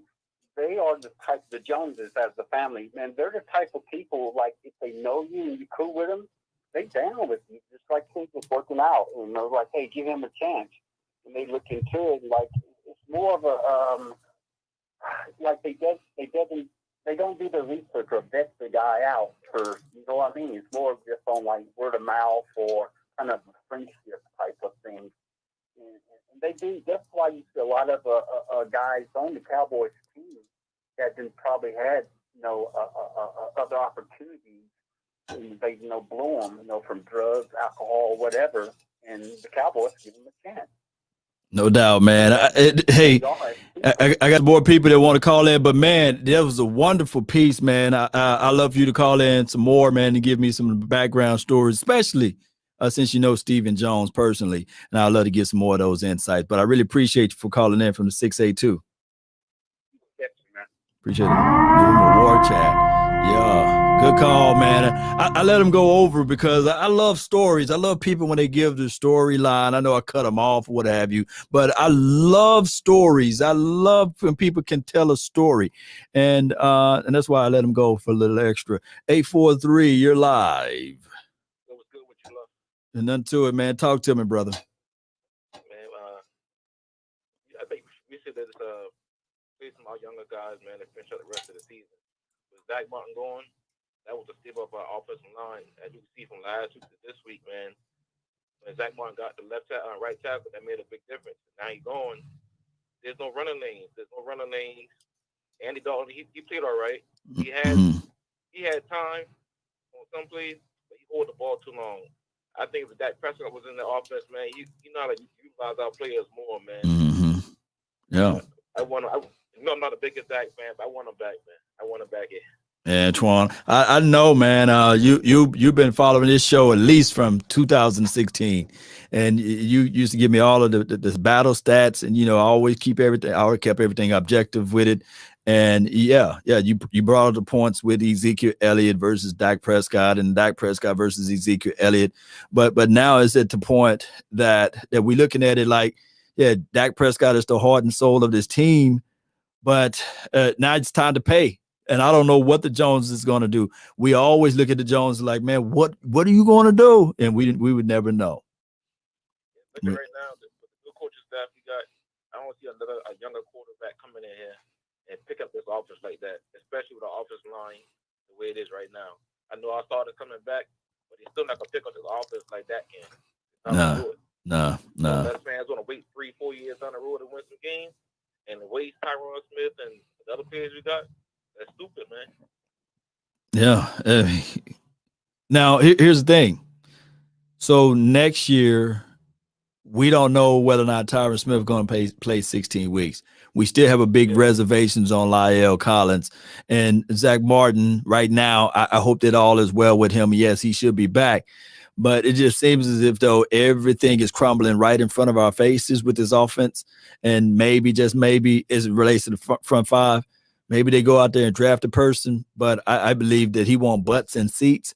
So he's going to probably lean on doing the thing that the other caller said, drafting a quarterback that you got 5 years that you can hold his feet to the fire. Man, that'd be horrible. That would you drop an offensive line in the first round. Yeah. You still got Tyron there, like Tyron Romo. As we can see, Tyler Badass, he can play. He can play. But with all three starters, Pro Bowl players out the game, and no name backup guys, what people expect. Yeah. But we know how we are. We want to win regardless. You know how it goes, fam. Yeah. Keep pushing, man. I love you, bub. Appreciate it, man. Love you too, man. Here you go. Get a war chat. There you go. Peace. Good call from Antoine, 843, man, holding it down like 5,000 pounds. All right, so Cowboy Nation, I've been live with y'all enough, man. Really appreciate everybody that's tuning in. We might take one more caller, but I just want to tell you guys, man, it's just been a difficult year altogether. I just want to get 2020 out the way. Can't wait for 2021 to get here. I think somebody mentioned that they flexed or moved the game to Monday. Let me know if that's actuals. And maybe we'll see you guys on Monday night.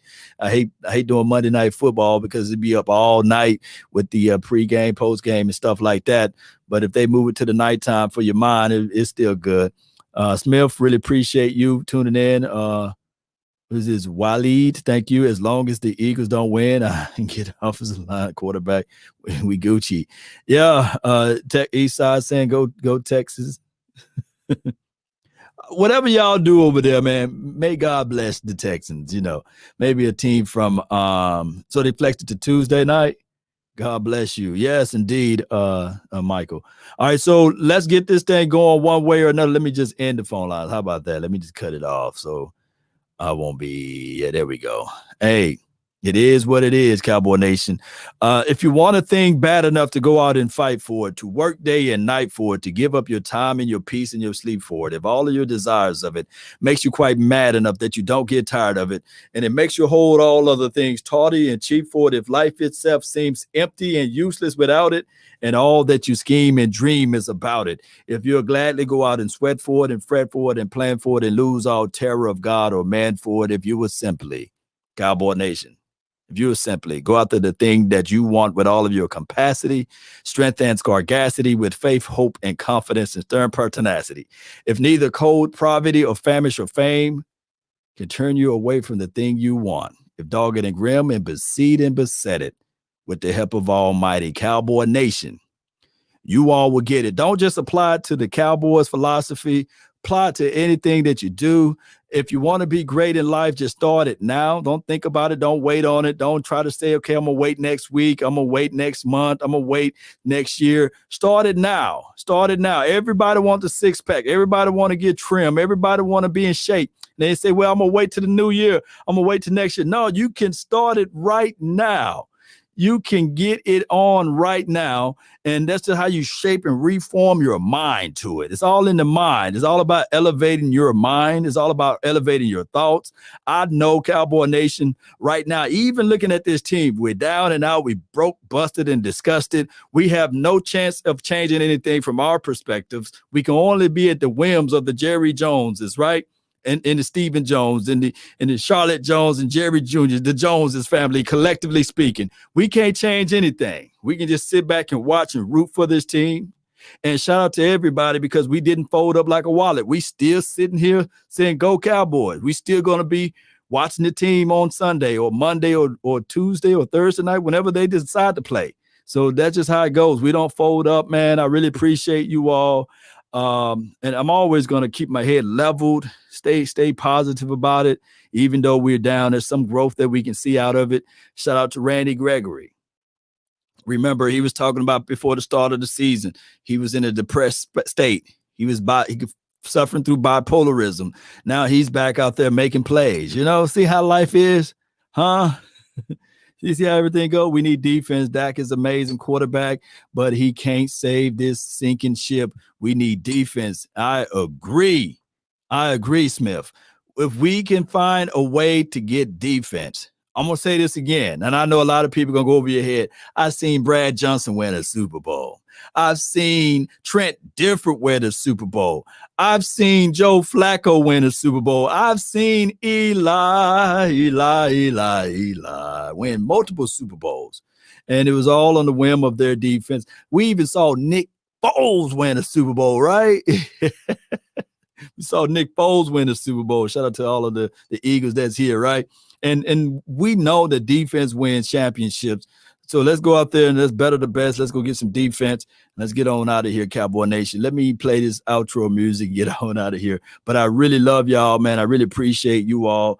And don't forget, I think the next time I go live, I'll do the draw and what have you.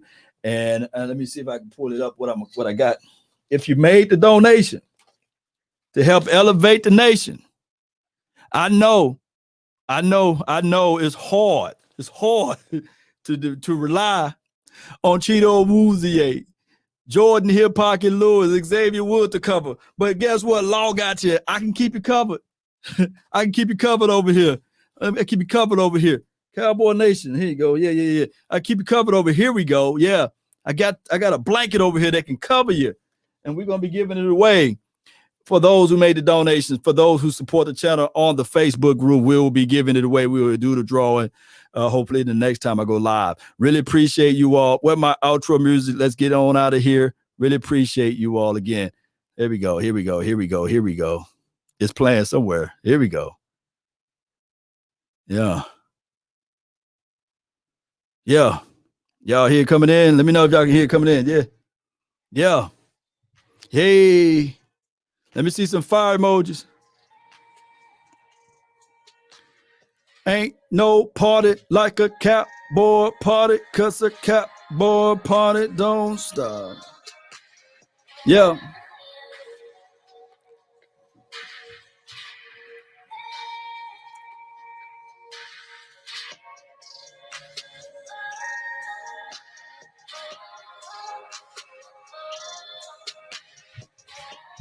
Go.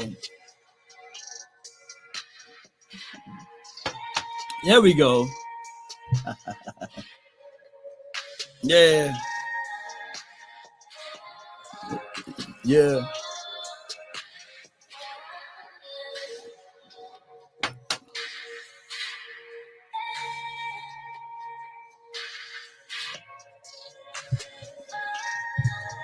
Yeah. I feel y'all, man. I feel y'all. Let's stay lock loaded, baby. Let's stay lock loaded.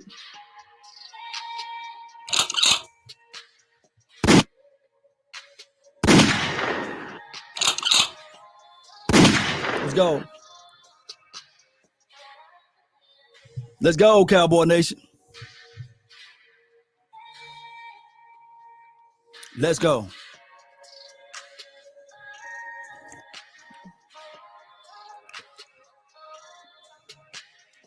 Let's go.